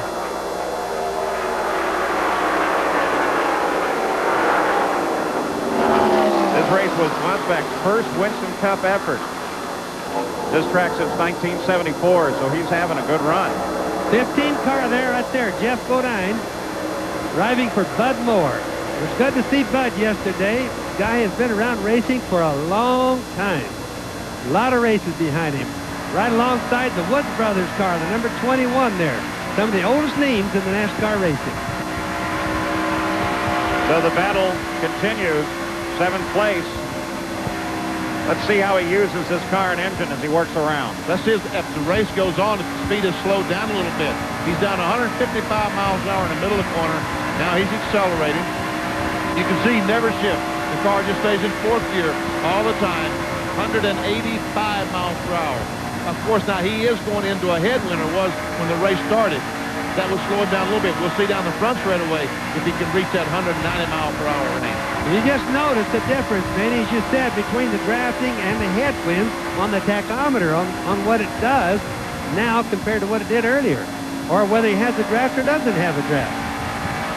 Occasionally you'll see a tap at the brake as he tries to keep his momentum in while still being aligned to the car that he's racing with. Sometimes you just may see that light, not really a brake, he just started over there for a second and touched it just enough to trigger the alert, but not really to get any brake into it. A lot of the guys just barely touched the brake, Paul, and you were so right on that, just to give them a little bit of confidence or to get the brake pedal a little bit closer, just in case they have to do it, because these guys are operating on fractions. They're not really operating as nice as it, or as easy as it shows sometimes. They really, something's going to happen, need an instant, just maybe a bit of brake and no more.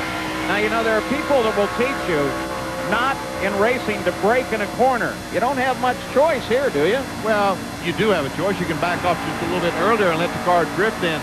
But he's tapping the brake to keep the car on the bottom of the racetrack, to keep the car from pushing up the racetrack. Yeah, often if you just barely touch the brakes, the front end settles, falls down a little bit, and he gets traction on the front, which is really important in a track like this. Well, just fine with Labonte continues. And he looks like he's finally able to get by Labonte. Past him. You saw that tack. You think these engines don't get a workout? Running that all afternoon for 500 miles? About 8 million miles.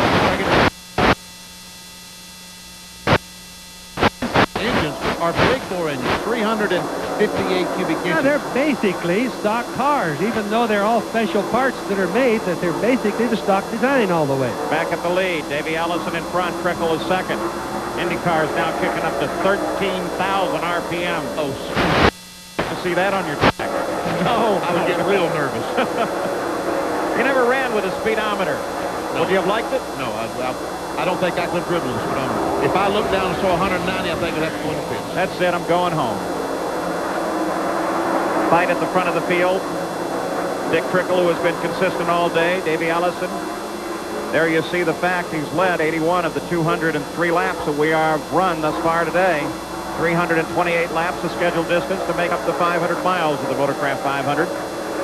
Here at Atlanta Motor Speedway, where they continue to make great improvements. A beautiful starter stand here now, all chrome and shiny. And a big sweep of grandstand in the first turn. It's magnificent. Look at that. See that grandstand there just outside? 21,000 seats was built here last summer. Opened up last November for the race. And I would think that this November the grandstand would be sold out. If you want to come to the Hooters 500 in November, you better get your tickets early, because, folks, that will be Richard Petty's last race in the soccer. Well, you know, Benny, I look at that grandstand right now, and it's just nearly full. I mean, they've added a lot of seats this race, and yet it's still full. And it's the first race here of the season. Going to have condominiums on the backstretch. Going to move the main straight over there. Bobby Allison, by the way, was one of the best ever, scoring 85 Winston Cup wins. Now, he gets to watch son Davey carry on the family racing tradition, whose greatest joys were following his own dad. There were times when it was tough, yeah, but, you know, I look back on it now, and he's always been my hero. And there's never been anybody else that's been my hero. I've had a lot of people that I admired, but he's always been my hero.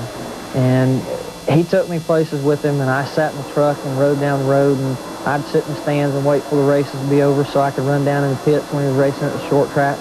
And when we went to Winston Cup races, when I couldn't be in the pits when I was too young, I was hanging on the fence behind him just watching what he was doing. And, you know, I always enjoyed it, and I learned a lot just by being around. And if I had it to do all over again, I wouldn't do it any different. So one of the things about these Winston Cup drivers, a lot of the old traditions of son following his father, handshake being more important than a contract, those kind of gentlemanly traits still live here.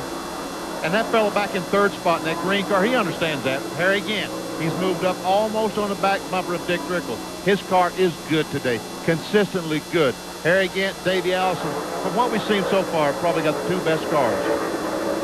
And we're also seeing the difference between those that have figured the radials out and the have-nots. Davey Allison's got it pretty well figured. So does Trickle, so does Gant. At 205 laps, here's the way the full field looked as we run through the entire order with Davey Allison out in front. Dale Jarrett with a nice run there in 6th place, moving up. Morgan Shepherd looking good. Terry Labonte fell back quite a bit from his starting position. Rusty Wallace back in 15th. All those cars on the lead lap. Derek Cope, the 10 car, the last car on the lead lap. There we see those cars all 2 laps down. Rick Mass 3. Bobby Hamilton back 5 laps down. Bobby Hamilton replacing Ernie Irvin in that car. And those are all the cars that's running. These cars out of the race. Dorsey Schrader just fell out a few moments ago, as well as Buddy Baker. Eddie Bierswald. There Walter for the engine problem. Ken Schrader was the first yellow of the day when he slapped up against the wall. But Davey Allison still runs in front. Dick Trickle is second. Gant is third. We'll be back after these messages and a word from our ABC station. Fight continues at the Motorcraft 500 for second place. Dick Trickle holding off Harry Gant. Davey Allison still out in front. 3 of the top 7 have never won a Winston Cup race. They include that man there, the number 8 car, Dick Trickle. Now let's go back. Remember, Sterling Marlin started in 6th place. But Junior Johnson kind of admitted they missed the setup on this car. He had a lot of trouble early on. He's now running in 20th place. His father was a race driver, Cuckoo Marlin. Many times a champion in Nashville, Tennessee. One heck of a good driver. I remember him when I was a kid, Paul. Yeah, I got to tell you a story about Cuckoo and Sterling. They have some cows back in Columbia, Tennessee, and one day they had to put the tick disinfectant on the cows, right? So they put them up in the chute. Sterling, he's got the swab pouring the stuff down the cow's back, letting it pour off and killing all the critters on the cow. Well, Cuckoo decided while they got him in the chute, he'll brand the cow. Uh-oh. And like all the rest of us, they never read the instructions. What they was putting on the cow was highly flammable. Oh, no. Sterling runs it down the cow's back. He puts the branding iron and sets the cow on fire.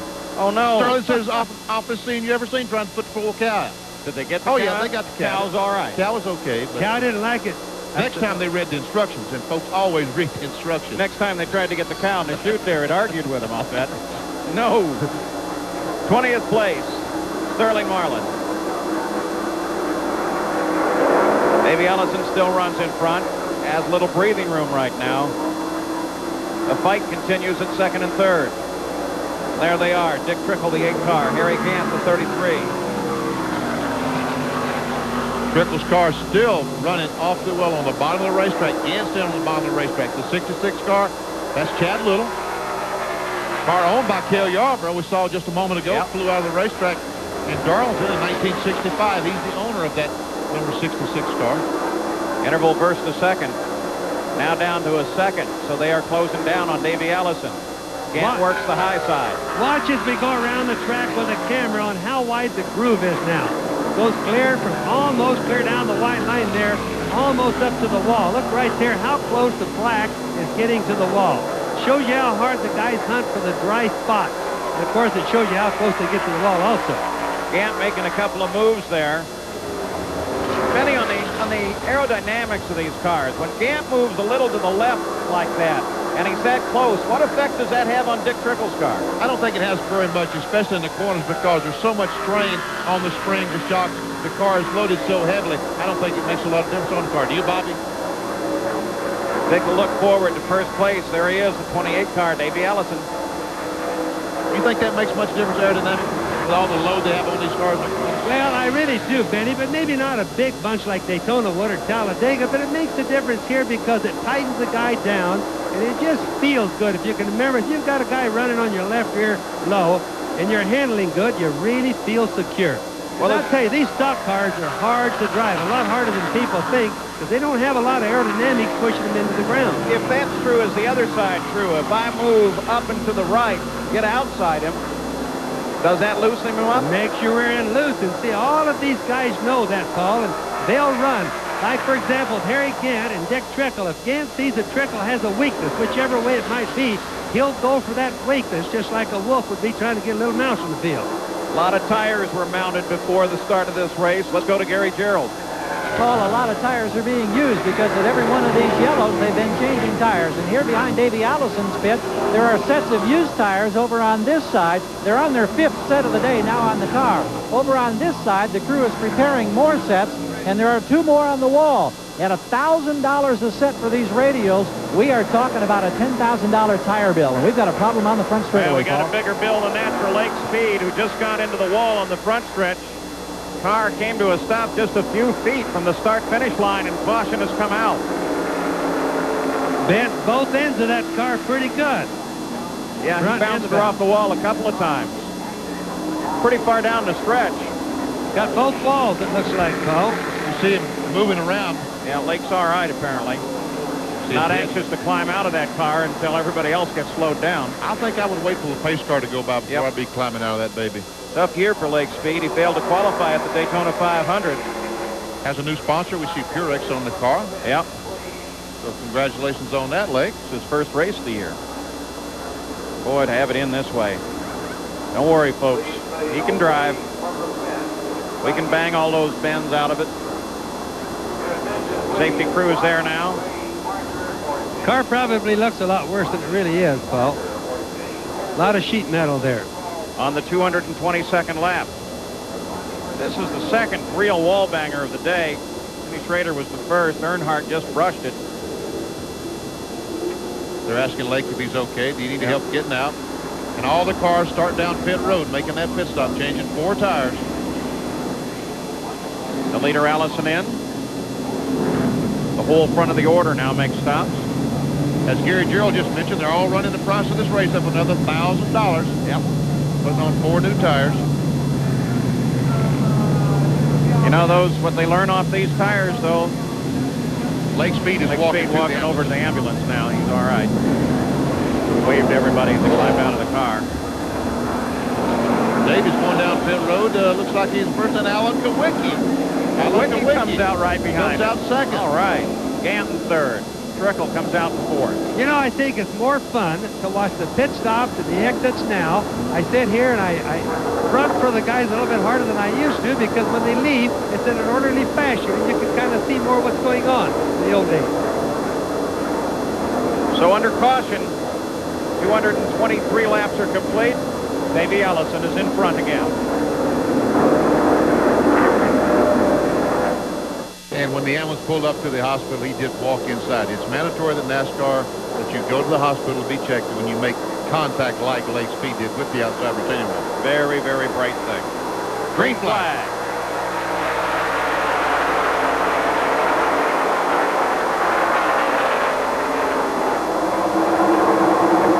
The car is high on the lead lap as Allison pulls away from Kawicki. Harry Gant runs in third. Trickle is fourth. And look at Harry Gant just pull up on the inside of Kawicki. Kawicki didn't get to that corner extremely well. Gant takes over that second spot. You know, they're all on brand new, what we call sticker tires, and I noticed Davey really working the tires hard during the slower laps during the yellow. That meant he wanted to get the lead right away so he could run in the clean air. Here comes Trickle looked high on Kawicki. Now he looks low. And Trickle gets around Kawicki. Now right behind Kawicki, there's Mark Martin. And the strain doesn't seem to ever stop. Once one car gets by you, another one comes. Here's another one. But the pole sitter back in this hunt again, running in fifth place. That green car right on the right side of the screen was Dale Jarrett. That's the Joe Gibbs entry. Joe Gibbs, coach of the Washington Redskins. Bring some of that winning spirit from the Redskins over here to Winston Cup racing, and he loves it. know who else is looking at this? Jerry Glanville. Yes, I saw Coach Glanville here all weekend. He wants to drive, though. I don't think he's wrapped too tight. Do you know any driver that is? No, not really. Good point, Paul. There's Marks pulling up behind Kulwicki and getting ready to pass him. Allen's been just steadily moving backwards here. Looks like it takes Kulwicki's car a few laps to settle down and get going. This has happened more than once. Often that's a sign of the car being stiff, don't you think, Vinny? In other words, stiff springs, stiff shocks, and it gets warmed up a little bit, and then it loosens up, gets better side traction there. At the front of the field, it's a tight battle now. There's Kulwicki, there's Trickle now trying to move inside of Harry Gant. A battle for second place. Gant goes high, Trickle low, onto the front stretch.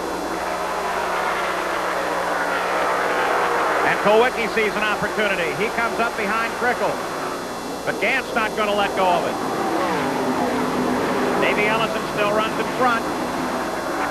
You see the interval there, and it's awful close.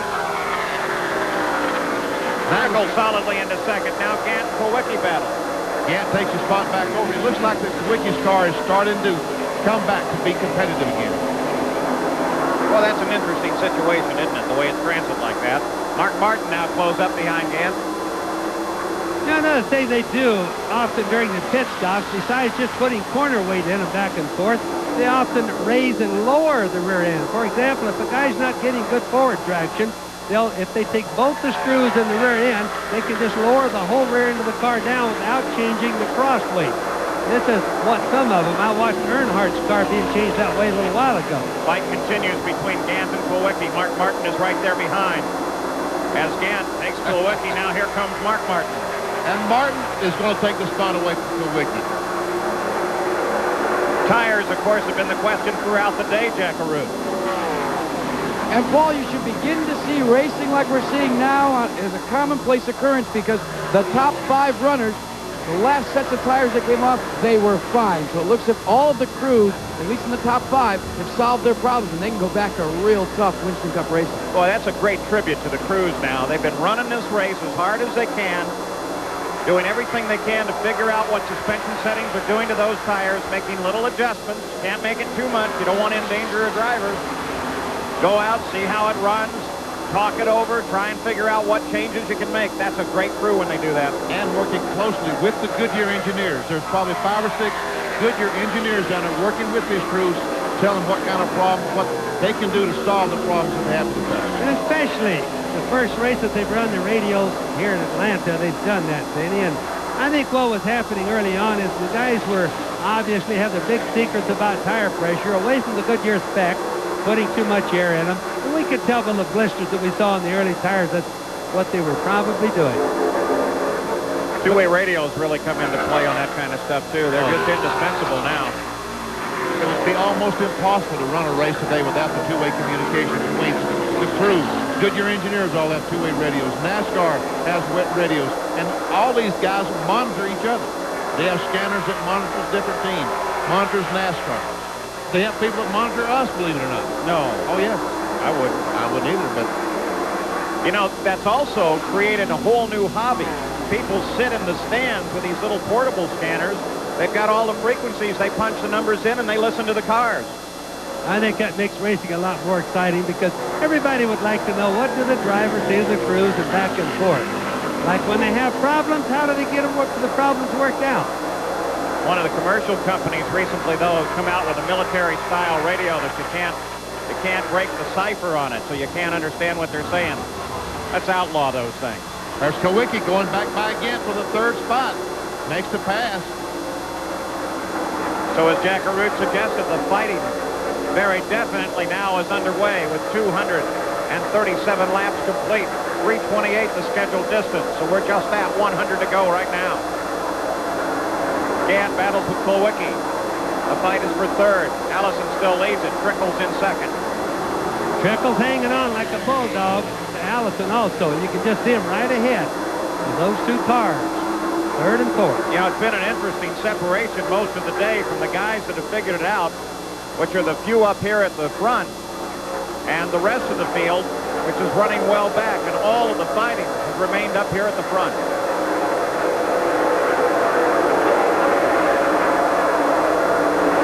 The one car that was so dominant early on, Terry Labonte, about middle ways of the race, started going the other direction, and he just can't seem to find the handle now. He's back in 15th spot. Turn the wrench the other way next time they come in. Evidently, they're going to have to do that. But Well, meanwhile, these guys have been here most all day. Benny, you remember, that's the only one I think that we've really seen smoke a left rear tire that we could see. We know some of the guys blistered left rear tires, but that's the only one we could see the smoke off of it. So whatever that was, that's a bad sign. Smoke off the right rear is pretty common, but not off of the left rear.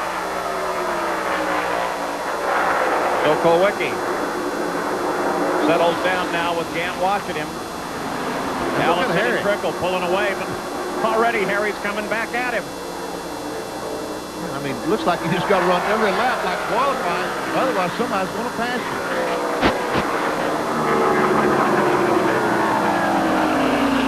You know, and I'm not sure that these two cars aren't catching the leader. I haven't. Yes, they are. I haven't time to. Now they're closing down on him.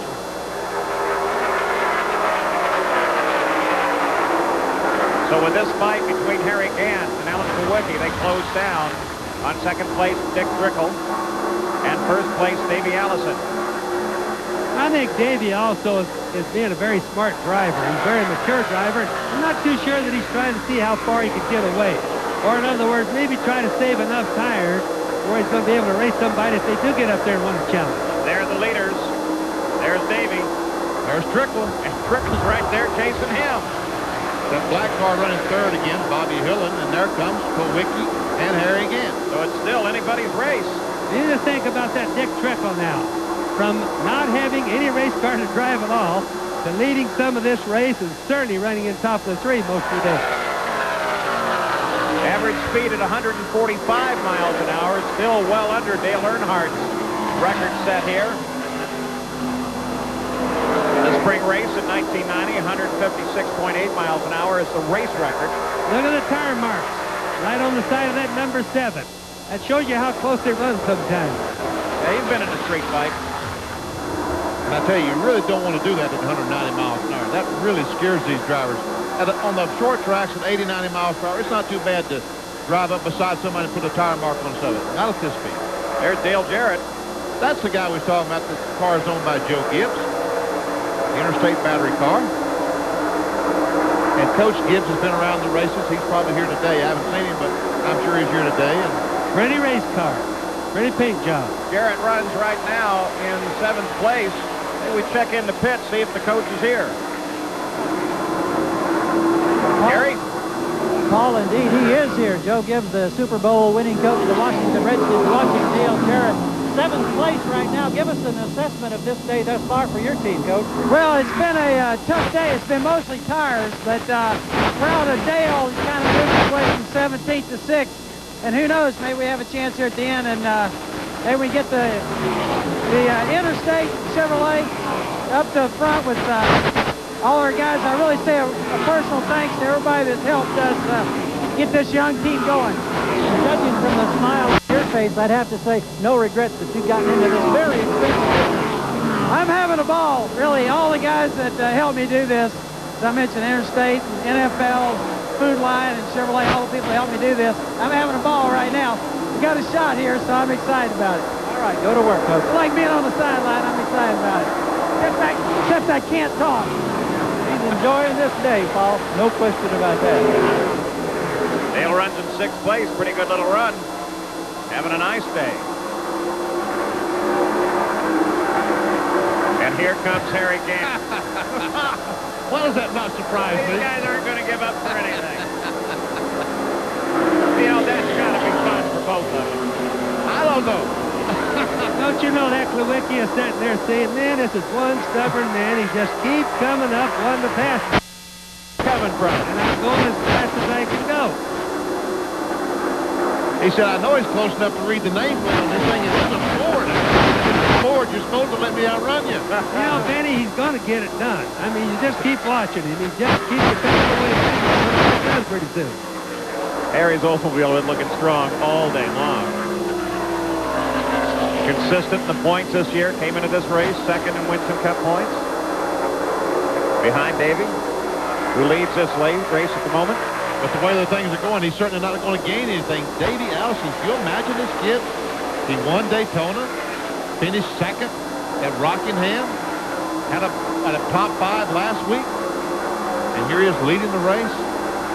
Of course, we've seen Dale Earnhardt with a lot of races that have a hard time winning the championship at the end of the year because of the way the points are, Benny. Back with Dale Jarrett, moves around Dave Marcus. You saw Joe Gibbs just a minute ago. So does this NFL champion, does he bring some NFL experience to the team? He brings that confidence level to us that we need to be a good race team. And yeah, the philosophies that he talks about are the things that it takes to be a winner.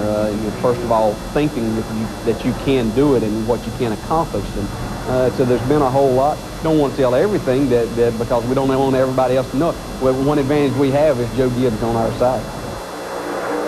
And Gant Kulwicki will not give it up. This is wonderful.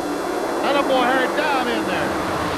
Good racing right there. Go on, Alan. Stand on the gas. Don't you let him get in front of you. Come on. You think Hilla didn't learn something watching this? Ooh, that was close. I'll bet you that Alan Kulwicki's sitting there and saying, I'm going to last at this as long as he wants to keep trying this. It is a fight for third place, and here comes Harry again. Oh, come on, Harry. They're getting a little closer together now. I don't like that when they start wiggling and getting that close together.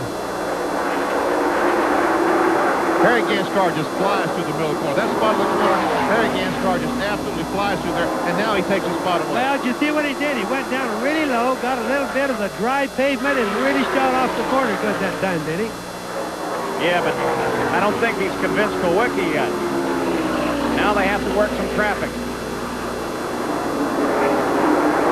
It's nice when they don't have that traffic in front of them because, as we saw, a super race just because they could run side by side. 31 car, Bobby Hillin Jr. remains tagged on the back of that. I'm just going to say, he's been running pretty good with those guys. He's not running on the leader lap. He's a couple of, about 5 laps off the pace, running in 25th position. And here is Earnhardt as he's around Kyle Petty and picks up 6th place. Earnhardt, you talk about determination.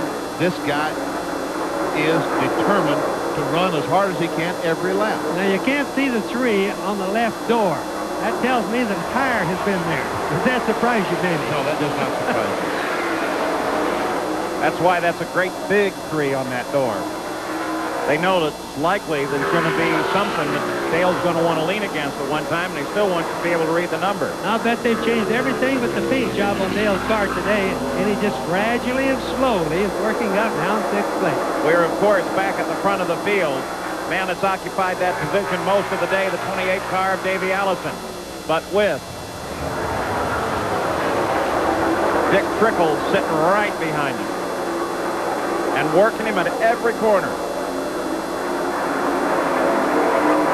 And here's our pole sitter, Mark Martin, on pit road. This is an unscheduled stop for Mark. That's a bad sign. The Rouse car, Martin, rolls down the track and into the very last pit. Pit number 1, the crew ready to go to work on that car. Changing 4 tires. While the right side lug nuts are coming off, there's a man on the left side there. We see him going back to the left rear.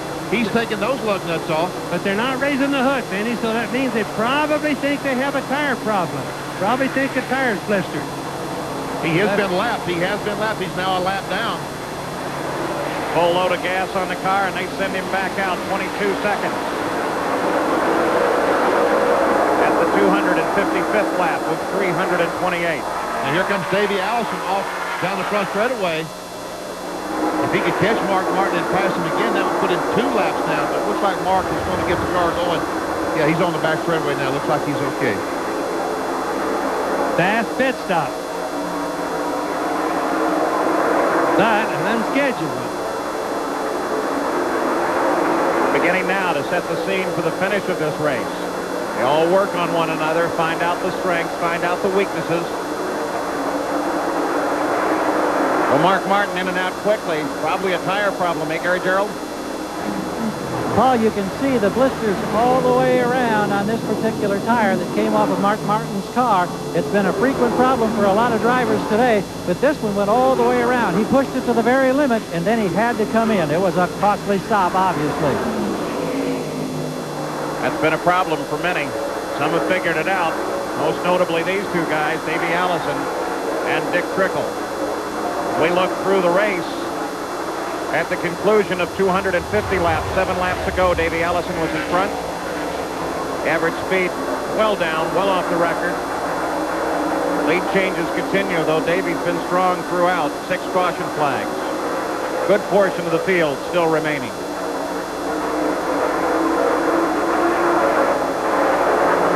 You know, that was just 30 laps since the green flag was thrown that the tire blistered on that 6 car. So it looks like they have the chassis adjusted improperly as far as these tires are concerned. Well, some have problems and some don't. Some of the cars have not had any problems all day in the race. And yet some of them seem to have them pretty frequently. So that's strictly chassis problems. They just don't understand these tires, radial tires for the Atlanta racetrack. Ford's got about 170 laps, 179 laps in the lead thus far today. There again, the Olds at 66.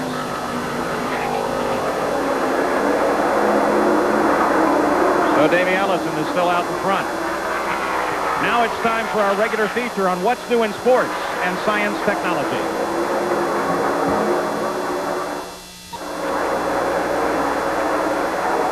With 265 laps of the 328-lap scheduled distance complete, the fight continues at the front between these two, Davey Allison and Dick Trickle. Davey's clinched 5 additional points for leading the most laps in this race. He also got 5 earlier for leading a single lap. But Trickle is tenacious. He just hangs right on there. And we talked about the Stavola brothers who own that car. They haven't won a race with their team since Bobby Allison won the Daytona 500 in 1988. They're a couple of nice guys. Nice team. Really nice race team to be with. It's a good ride for Dick Trickle, who has had his problems getting good rides up here, and I don't understand why. I'm not sure I do either. Maybe he's a little bit too old, you know, for a long-term relationship with sponsors and what have you, because he is 50 years old. And his reputation is short track driver. All these 1,000 wins and more that we talked about him having is in short tracks. He was probably the best short track stock car driver in the United States for many years. Look at him, he closes right up behind. We go back to Bill Elliott alongside Jeff Bodine. They battle for 9th. Bill Elliott, who we expected so much from, was looking for 3 in a row. And he takes that 9th spot away from Jeff Bodine. And as Junior Johnson said a little bit earlier on the television, that the car is off and it's off a bunch, but they're going to keep working on it till the end of the race, and hopefully they can get it fixed a little bit better.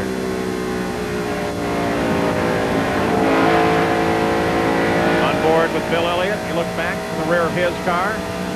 That's Ricky Rudd. Ricky Rudd coming up too. Ricky running in 10th place right now. You know, Atlanta's a fairly smooth racetrack, but watch how much that car is moving right there.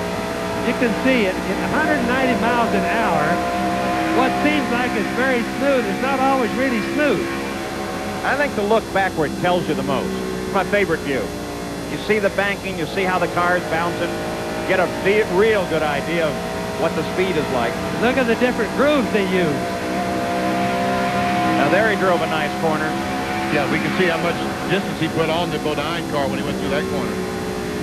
Well, that's when it feels good. Now, Jeff is noticing that, too. Now we'll take a look at what Jeff Bodine is doing. Coming off the turn, about 7,100. There's 79, 80. Well, we saw 85 there for a minute. I don't know if I believe that one or not, if it was just a flash. Back at the front, Trickle still working on Allison. And he's not going to let go. He's not going. You're right. He is not going to let go. Because you know what? There's another guy back there that's not going to let go that's coming here again. You know, Trickle does real well here in Atlanta. 3 years ago, Trickle was hired by the Stavola brothers when Mike Alexander was sidelined by an injury. In Trickle's second start, this is Hut Strickland in. Second time in, too. Second time in, he was in just a few laps ago. They had the hood up then, and it goes back up again. So not, as I said earlier, that is not a good sign. When the hood goes up on a race car, you got problems. Trickle's second start with Stavola here. He finished in third place.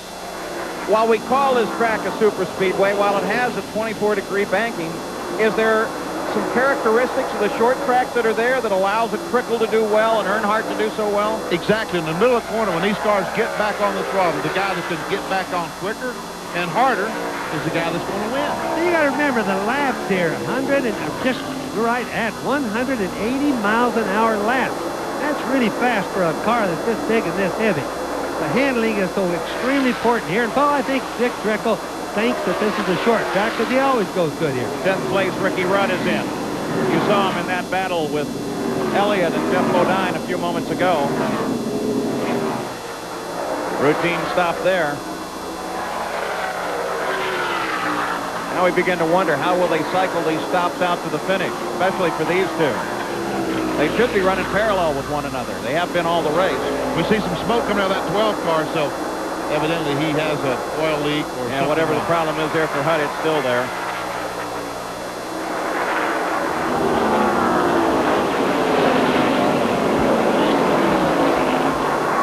Well, these two cars are evenly matched, aren't they? They have been this stop. See Ricky Rudd coming back into the action. Just love to watch this kind of thing. Listen to the motors.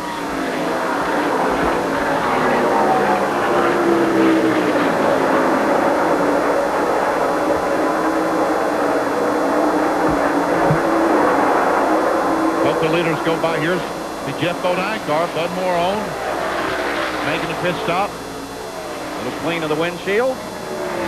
This was the Unical Pit Crew champions of last year, and every one of these guys except one were over 50 years old. Now this should be the last pit stop for a lot of these guys. Vinny, do you agree with that? And we see the guy back with the wrench, putting a 1/2 round of wedge in the car. There's why they're the champions. 21 seconds in and out. 4 more seconds, they would have waxed and washed it. That's second gear probably, maybe third gear. He still isn't in high. There he just dumped it into high gear. And we can't use telemetry in the pits. And here comes Earnhardt. Again, this is going to be the last stage of pit stop. Unless something changes the race, they can make it to the end now, so all their strategy is going to come to a peak right from now till the end of the race. 276 laps complete, 277 now. The leaders remain out. Now, this is the first time we haven't seen any adjustments going on in the back of Dale's car. They're not back there changing the height, not changing the rear weight either side. Left side tires being changed now. No mechanical things. No chassis adjustments. 21 seconds, and Earnhardt is back on the road. Been a nice, safe race. Most serious incident was Sachs when he got into the wall. He's okay. I don't know. Lake Speed might have Speed, I think, yeah, I'm sorry, Lake Speed. Or Kenny Slater. Let's don't forget him. He backed in pretty good. But all those fellas were okay. Fine. They're all fine. Greatest potential. Greatest potential for injury, yes. Ernie Irvin, safety of the Winston Cup car. So when do these cars make their stop? There's Trickle still in there fighting. And Ricky Rudd trying to get back on the lead. So you can see what an advantage those new tires are. That's why these fellows change every time they go in, because just look at the traction that Ricky Rudd is getting. I guess new tires are always going to be faster than old ones, and it'll always show up on the racetrack. Guys would like to have them, but they can't always get it. Rudd in the 5 car is well back. He's got about 3 miles to make up if he wants to get back up and race with the leaders. Now, what about the strategy for these cars out in front? What are they thinking in the Davey Allison pit, Jackaroo? Well, Paul, what they're thinking is they want to take, in the next 2 or 3 laps, they will be pitting what they hope will be for the final time. And they want to take a little bit of bite out of the car. They'll use this ratchet wrench in the back. They will take some bite out, loosen the car up just a little bit. That is the only change they're going to make, besides adding 22 gallons of fuel. Let's go to Gary Gerald and see what some of the other competitors will do in their pit stop. Well, Jack, we're here in the Stavola Brothers pit. Incidentally, Billy Stavola will celebrate his 45th birthday tomorrow. He'd love to have a birthday present with a win in this race, as with his driver, Dick Trickle. They're anticipating their stop in the next few laps. They're happy with the way the car is working. They've been stalking the leader consistently. They get ready to go to work now and prepare for the final servicing of the day. So if Allison's going to loosen it up a little bit, he feels comfortable with it and wants to get it a little more racing? Wants to get it a little bit more racing, and we can see he is backing off. He's coming in the pits. So the leader, the 28 car, that's Davey Allison for what should be his final stop of the day. You've heard what they expect. There's Trickle right behind him. Trickle's following him, and here comes Harry again. All three, first three. What the leader does, the other guys that basically have to do if they're close. All right, Jack Arute waits for Davey Allison. Davey Allison, who earlier today had to change his 5th engine, as we watch Dick Trickle and Davey Allison's crews go to work in what should be the final pit stops. They have made the adjustment on Davey Allison's car. They are going to go for 4 tires on Allison. The Trickle stop continues as well. This will be, hopefully, the last stop for either of these, providing the race goes to the end of the race. Without caution, he is away. Well, Davey Allison pulls out. And Trickle just now is moving. Has some trouble on the right rear of Trickle's car, and that is going to cost him. And Kent and Allison are bumper to bumper. Look at that. Kent slides right in there. Kent was a little further down the pits, and it worked for him here as they come back up to speed. And one car takes a quick spin. And the caution flag is out. Like Wallace, we're going to have a caution. And Bill Elliott is the leader. I think they've got to race Elliott back to the line. They may be a lap down to Elliott. Unbelievable situation now. Boy, that's the type of thing that you never can count on. Here they run back to the line. There comes Elliott. He beats him. Elliott leads him to the line. He may have him a lap down. We'll have to wait for scoring to see. Boy, you talk about something changing in a hurry here. Now, that's really going to change this race a little bit. Or it could change it. Now I wonder what the situation is in the Junior Johnson pit. Are they ready to go racing now? Do they have that car tuned in? Our board, our NASCAR monitor says that Bill Elliott, in fact, did not make a pit stop and has these cars a lap down. Unbelievable change of events here as we move to the closing laps of this race. Bill Elliott, who was not truly in the fight all day, that car. The Junior Johnson team's been working with it. And with the luck of the caution, now he sits in front. Jack Arute, what's their strategy now? Paul, their strategy right now is to break out and smile. As soon as they heard that they were on a lap by themselves with this caution, Tim Brewer and Junior Johnson looked at each other and literally just started smiling. Elliott is coming in now to get what should be his final pit stop underway, and it will be under the luxury of caution. And he will be the only car on the pit road, because only the cars on the lead lap can pit now, and he's the only car on the lead lap. It's nice to be good. It's also real nice to be lucky. You talk about luck. Now, this is one of the darndest things I've seen. I mean, he really, really gained an advantage here. Theoretically, unless something happens, they can't catch him, Paul. Boy, what a reversal. Davey Allison, Dick Trickle, Harry Gant been battling hammer and tong the entire way. Elliott hasn't been part of the fight, and all of a sudden, here he is. Jack, nice smooth top for him. And you know what, guys? You would be hard-pressed to be convinced that this is under the luxury of caution. These guys have taken it very seriously. They've changed all 4 tires. They've completed their work. And let's see if we can get a word with Tim Brewer. Tim, unbelievable. The luck of the draw, the caution comes out, and lo and behold, you're the only car on pit road. Well, you know, Jack, we learned this together back in '81. You know, you'd rather be lucky than good any day. But no, that's characteristics of a Winston Cup racing. You know, you go on and do what you're supposed to be doing, do what you got to do to your car, and just keep working. I mean, you know, you ain't never out till they drop that checkered flag up there, and we sure ain't out of this one yet. I think that says it all, guys. Another definition of luck is preparation added to opportunity. As Bill Elliott inherits the lead with a caution, and we're going to have a horse race.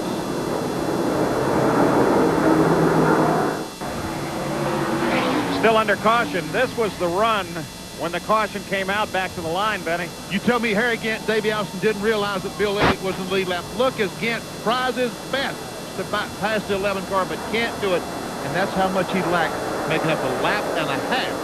So Bill Elliott's situation now. He is in a lap by himself. Now, he has a bunch of cars in front of him that's on the lead lap, but they've got to go all the way around the racetrack and make up a lap and a half on him. And the only way they can do that, should we get another caution flag. See what Bill just did, ran up there and tapped Ricky's. Well, see, mind you, I'm here. They're supposed to let all the leader go by him on the outside, but no one wants to do that because, hey, I'm faster than the leader, they're all saying right now. This is really a strange turn of circumstances. Caution car comes off. Bill Elliott's the leader. Well back in that pack.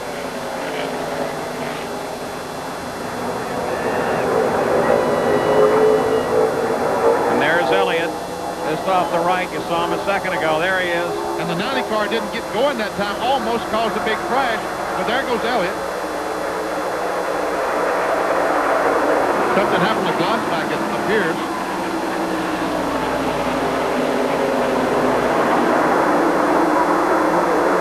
So Elliott works in traffic, and everybody else is now trying to play catch-up. They got about a mile and a half to do it. About a mile and a half. It's impossible for them to do that if there isn't a caution flag. The sun shines now here in Atlanta. We've been overcast most of the day. That helped the tires some. There's Trickle. Is he finally going to put when it doesn't mean anything other than position? This is for third spot. Doesn't matter nearly as much, Dick, but they're not going to give up that fight either. Meanwhile, Jeff Bodine, the red car, is in second place. This is a battle for third. Davey Allison has it. Trickle is fourth. Harry Gant's fifth. Meanwhile, Bill Elliott's still the leader. So we watch this fight for the moment as Elliott rolls away from the rest. The start of the show, he suggested he was looking for 3 in a row. He's actually stretching out a little bit right now, Paul. Yeah, he is. Looks like they might have that car not only leading the race. Oh, Trickle lost it. Oh, boy. What a job, Talk Dick. about saving it. I guess you can't try much harder than that. What a job, Dick. Man, oh, man. There's where that short track experience really came in. Get a car that far sideways and still save it. But see, Bobby, that's the 15 car in front. That's about where Lake Speed lost it as well. And there's Earnhardt. Look at this again. He comes up, almost gets in the side of Davey Allison. How did he save that car? He's still wiggling. Boy, he got a serious look at that inside wall. So Bill Elliott leads it as he picks up the lead in the closing laps. We'll be back after these messages and a word from your ABC station. An amazing change of events. Bill Elliott is out in front, and everybody is trying to catch him. Not only the ones who are running second, third, and fourth, and second right now is Gant. Jeff Bodine is third. Davey Allison is running fourth. Not only those guys, but everybody that's running around them because they don't want to give up a lap. That's right. If the caution flag should come out, Bill Elliott being the leader, all those guys get to go around, make up the mile and a half. And Harry Gant takes over second spot. Again, this is for second. That's Jeff Bodine 15. He's third. Davey Allison is fourth. And just so the people know, the other guys have to go all the way around. I even got lost a little while ago myself because things were just happening so fast. But Bill is actually maybe in the middle of the pack running, but he's actually leading the race. That's so unusual. You're getting lost, Bobby. Well, I did. I got so excited about it, I picked the first red car out front. Look at Harry Gant wiggle down that straightaway. Yeah. We've seen a little bit of that now. It might be getting pretty slick out there, don't you think? Now you got the hot sun coming down on the track where we've been overcast most of the day. Yes, that does change this racetrack dramatically when the sun comes out. And keep in mind, you got Harry Gant, you got Davey Allison, those guys that are look like they're hit on the racetrack are really behind, but a yellow flag is what they need to save them or let them take a run for the end of the race for a win, Paul. You see behind Davey, there's Colwicky and Trickle as they continue in their fight. As they now chase Jeff Bodine, and Davey looks for an opening. Tries to get by Jeff Bodine.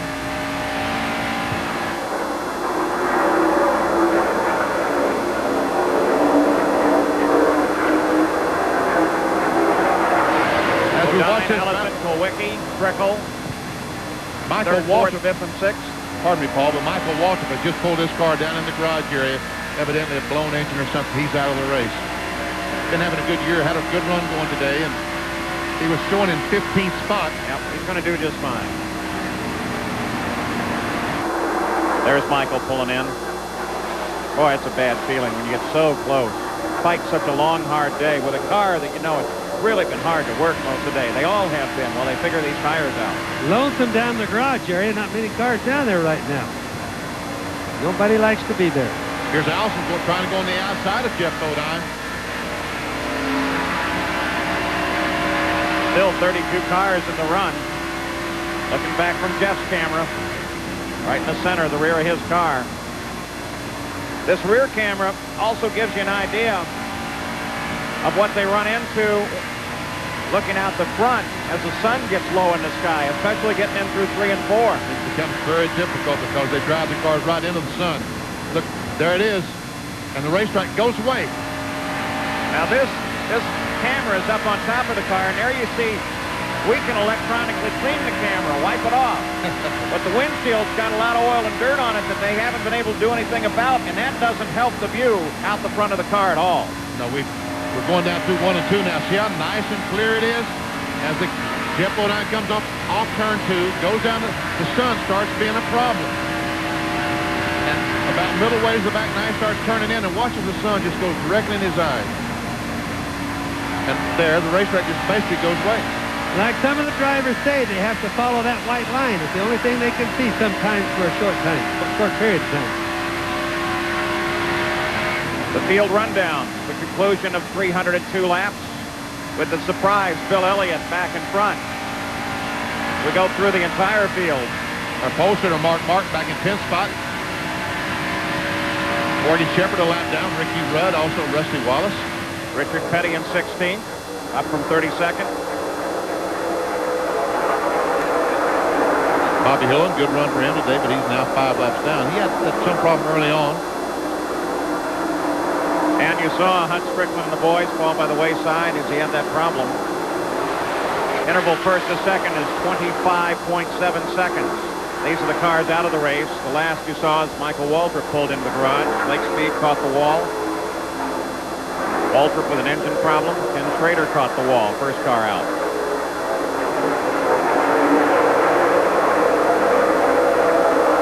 Davey Allison still trying his best to get by Jeff Bodine. And just behind Davey, we see a black car. Dale Earnhardt got his car running pretty good now. He's in 7th spot, trying to get by Trickle. He did get by Alan Kulwicki. 306 laps of 328 now complete. Dale Earnhardt's really been running hard. Gaining some ground. Running awfully close to the wall. Really going hard though right now. But Bill Elliott is well out in front and cruising. If Elliott can do it 3 in a row, the last time that happened was Rusty Wallace in 1989. 17 laps to go, and guess who's in third now? Dale Earnhardt. He picked 2 of them off in 2 laps. And here's our leader, Bill Elliott. Look at that distance. Yeah, folks, what happened? Let me try to explain what happened. I want to hear this. Well, all the cars had made pit stops and changed 4 tires. And going down pit road slow and whatever, it takes a couple of laps to do that. But Bill Elliott has stayed out there, did not pit. He has a lap on the field. This is how far. That's the second. No, that's Earnhardt, who's 3rd place. There, well, Harry Gant's on up there someplace in 2nd place, but he's a half lap down to Bill Elliott. Unbelievable. As we're in the There's Harry Gant, 312th lap, 3:28 to go. Harry Gant runs alone, and everybody's trying to run down Bill Elliott. Now, Gant's been helping everybody get around, especially Davey Allison, because if he allows that to happen, that's going to cause a point gap and help Gant out. He's 2nd in the points right now. He wants to get Allison as far back as he can. Allison came into this race as the points leader. I think the fastest car on the racetrack right now is Earnhardt. He's running really up close to the wall and just going like house on fire. For a while, he's done 1 car a lap. Danny and I sat right and watched it. He watched Kulwicki, Jeff Bodine, Dick Trickle, and Davey Allison. 4 consecutive laps, he passed those guys. you're right, Bobby. He is. Comes off the turn up high, going faster down the straightaway because he comes off up high and gets a run at him and right on by. From Bill Elliott, back again, 23 seconds, the interval. And from second to third, about a second and a half.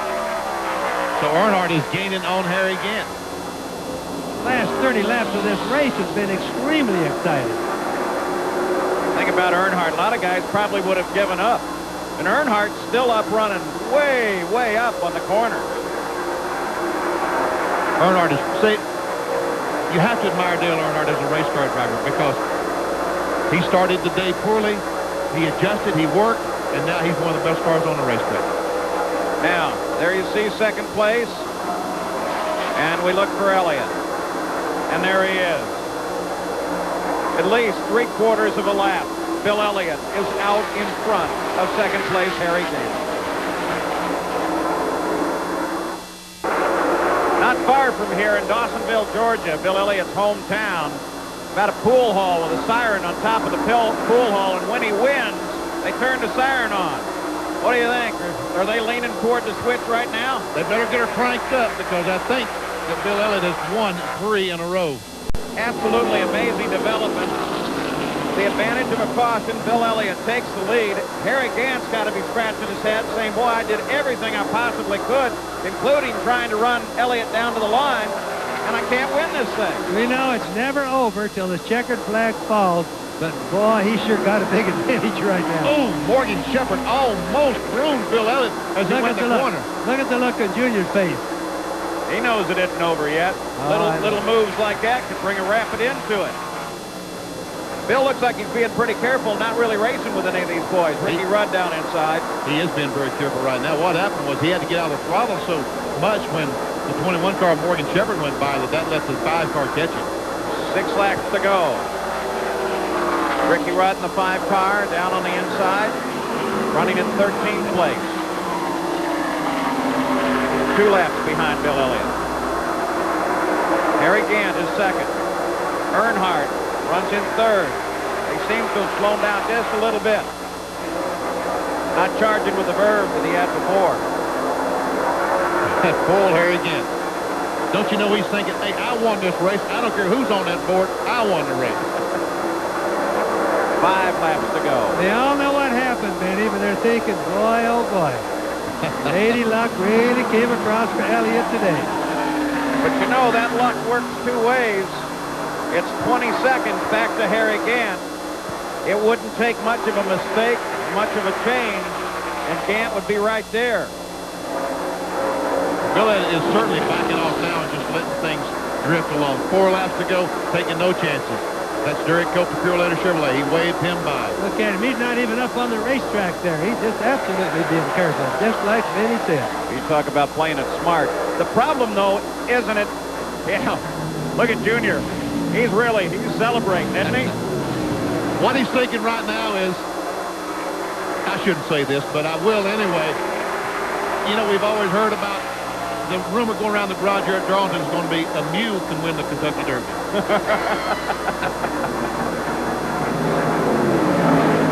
Junior Johnson used to be one heck of a race driver himself.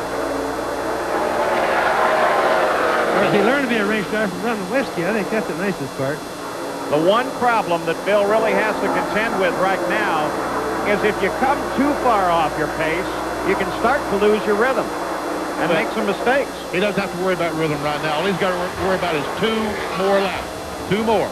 2 to go for Bill Elliott. In a remarkable change of events, he picks the lead up on a caution. As the caution flag would come out right now, the race would be over. So as long as he doesn't hit anything or nothing happens to that car, he will win. All he doesn't want to be is the caution. That's correct. So Bill Elliott works it off the corners.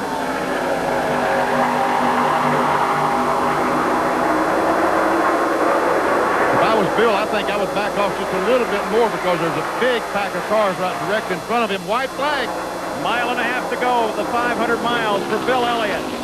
As with a strong lead, he goes into the first and second turn and is on his way to making it 3 in a row.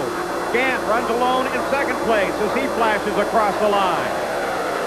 But Bill is definitely awesome today. He's won 3 of 4 races if he can only make it to the checkered flag. He comes off the number 4 turn, Paul. He can slide the rest of the way. And here comes Bill Elliott. 3 in a row as Elliott wins on his hometown track here at Atlanta. Unbelievable. Listen to the crowd. They are just clapping themselves up a storm right now. And loving every minute of it. Here comes Gant across the line for second place. And there is Richard Petty, finishing 16th, starting 32nd on his Fan Appreciation Tour. The margin of victory, a giant 18.2 seconds. As Bill Elliott puts his Ford in front and wins it in the Motorcraft 500. Bill Elliott and Lady Luck. I can't wait to hear this victory lane interview. And that crowd's not moving. They love it. This is his hometown track, and they love Awesome Bill down here. On the pit road now. Rusty Wallace in front of him. We didn't see much of Rusty today. Look at him wave. Congratulations, Bill. Beautiful day. Still, in the points, he's going to trail Davey Ellison by 58 points. And Elliott and Gant are now tied for second in the points.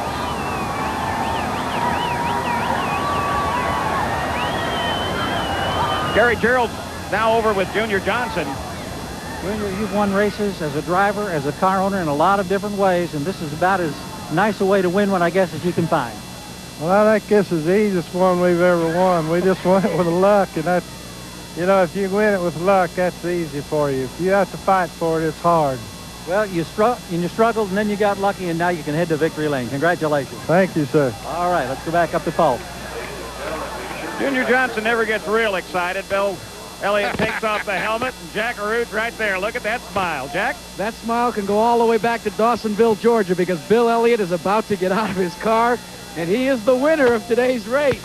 Bill, unbelievable. That's the only thing you can say. They give me that race.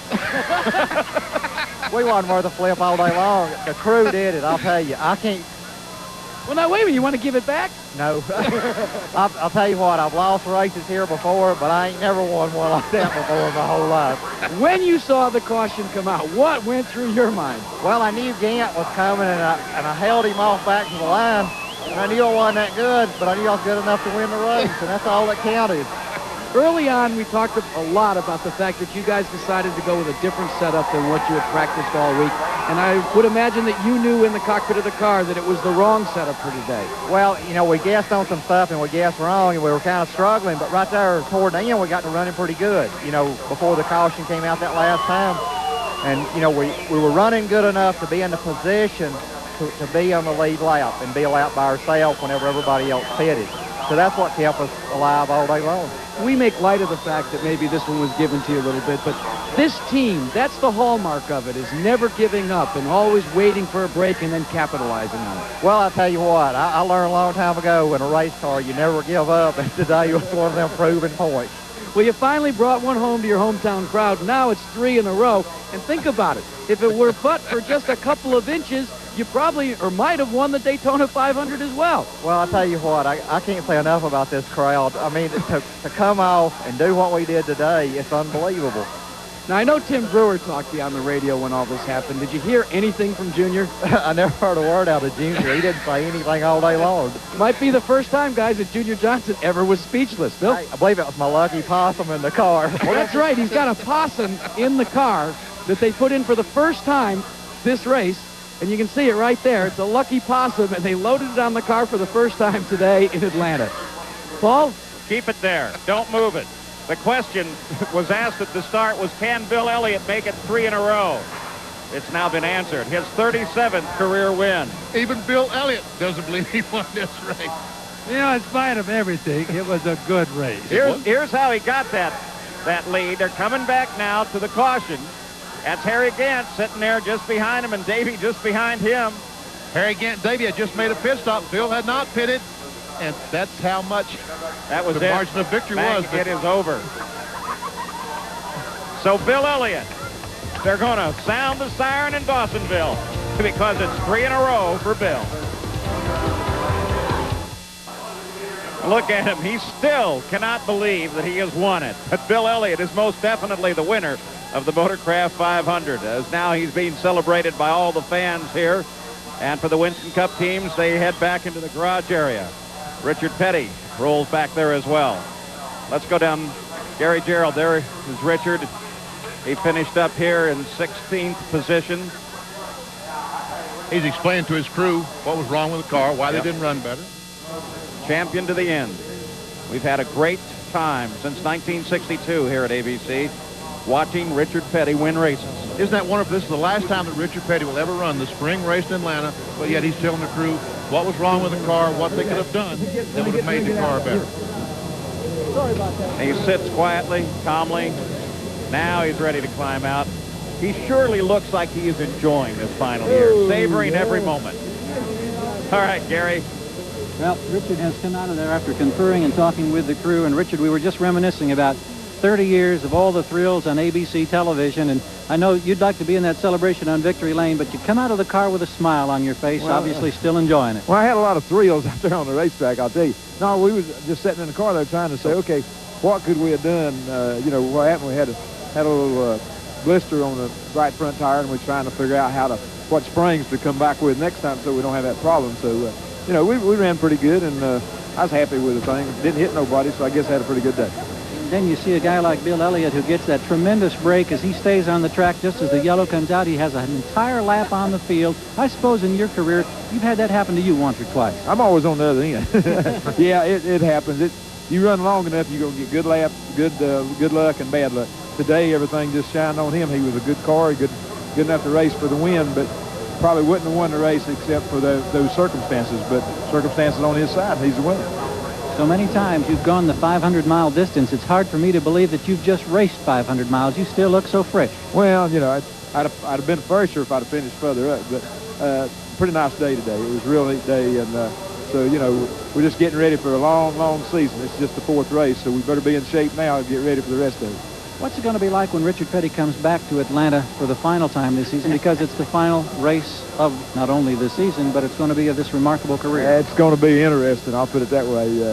You know, I'm looking forward to it in one way, and then in another way, I'm not looking forward to it. I'm not looking forward to it because I know it's going to be the last race I ever run. But on the other hand, I'm looking forward to it because, you know, it'll be the end of 35 years of running, and, you know, I just feel real fortunate to be able to run that long and still be here and wave at the crowd. Well, we thank you for sharing the thrills with us. Wish you continued success through this season. Well, thank you, and hang with us. All right, Paul. The man who defines the word champion and the newest champion, Bill Elliott. We'll be back with more in just a moment. The winner, Bill Elliott, savors the moment. Second place was Harry Gant. Well, here's Harry now as he's come out of the truck. And Harry, we're just saying, you know, in this crazy business of racing that a lot of weird things can happen, but you obviously felt that you dominated this race today, and yet you don't get to go to Victory Lane. Well, I knew when we didn't beat him back around the line, it was pretty much going to be over because the people that normally spin out during the race, I think the last one spun out, so that didn't leave nobody else to bring a caution down. I just knew when we restarted up, he's sitting back there, you know, lap by himself, and we ain't gonna catch him in that many laps.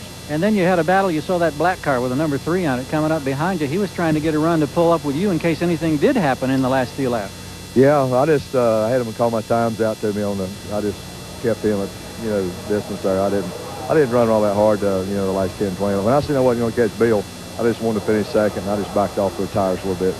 How much of a disappointment is it to accept a defeat like this? Well, we're glad to finish second here. You know, that's a good finish for us, and that's our Daytona car, and you know, at least we got something to come back here with and run good. And we've been running good as the best GM car on the racetrack, so that helps. That's something to say. You know, our team's good. It's a go-managed team. We made good stops, and chassis, we had to make a lot of wild guesses this morning before the race, and it all worked out. So we're real pleased there, you know, that we didn't win the race, but when things are going your way, it does, you know, like us with last year and with Bill is now, you know, in September, things went our way real good, so it's going his way real good now, and we'll just keep plugging along there, though. All right, we enjoy watching you. Thank you for your time. Thank you. Paul?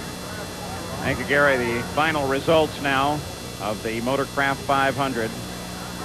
Bill Elliott, a great surprise, takes the win, followed by Harry. Dale Earnhardt finally carves his way up into third place. Davey Allison back to fourth. Dick Trickle, consistent run all day. We look down now through the entire field. Nice run for Kyle and Morgan Shepherd. Terry Labonte was the early leader of the race, fell backwards. Rusty Wallace, 15th. What a great run for Dale Earnhardt. I just can't say enough about the great run that Earnhardt had today. That was an impressive run. Not even great, just totally impressive, I think. There's Richard Petty in 16th. The last time you'll see that on your ABC screen. We're going to miss him. Bobby Labonte finished 25th. That's in the Ernie Irvin car. If you just joined us late, Ernie Irvin involved in a crash yesterday, cracked his collarbone, and started the race today, ran one lap, and Labonte replaced him. Kept the car in there, kept it safe. So those are the final results of the run here in the Motorcraft 500. Fascinating day. Most unusual way to win an automobile race. But luck, well, you'll take that almost any time. Bill Elliott really played the luck, and it worked for him here today. I wonder how he truly felt when he came around and realized, I'm going to be in front by a full lap. We can see. I don't know if it's the girls or the thought that I stole one today. I think he's still laughing about that. I'm not so sure he knows the girls are there. I think he's still thinking about that lap. Well, they'll be celebrating in Dawsonville as well as across Georgia because Bill Elliott has taken a win at his home track and makes it 3 in a row. Junior Johnson and Bill going to have a lot to talk about when this one is over. Bill Elliott with the win after 500 hard-fought miles. We'll be back with more in just a moment.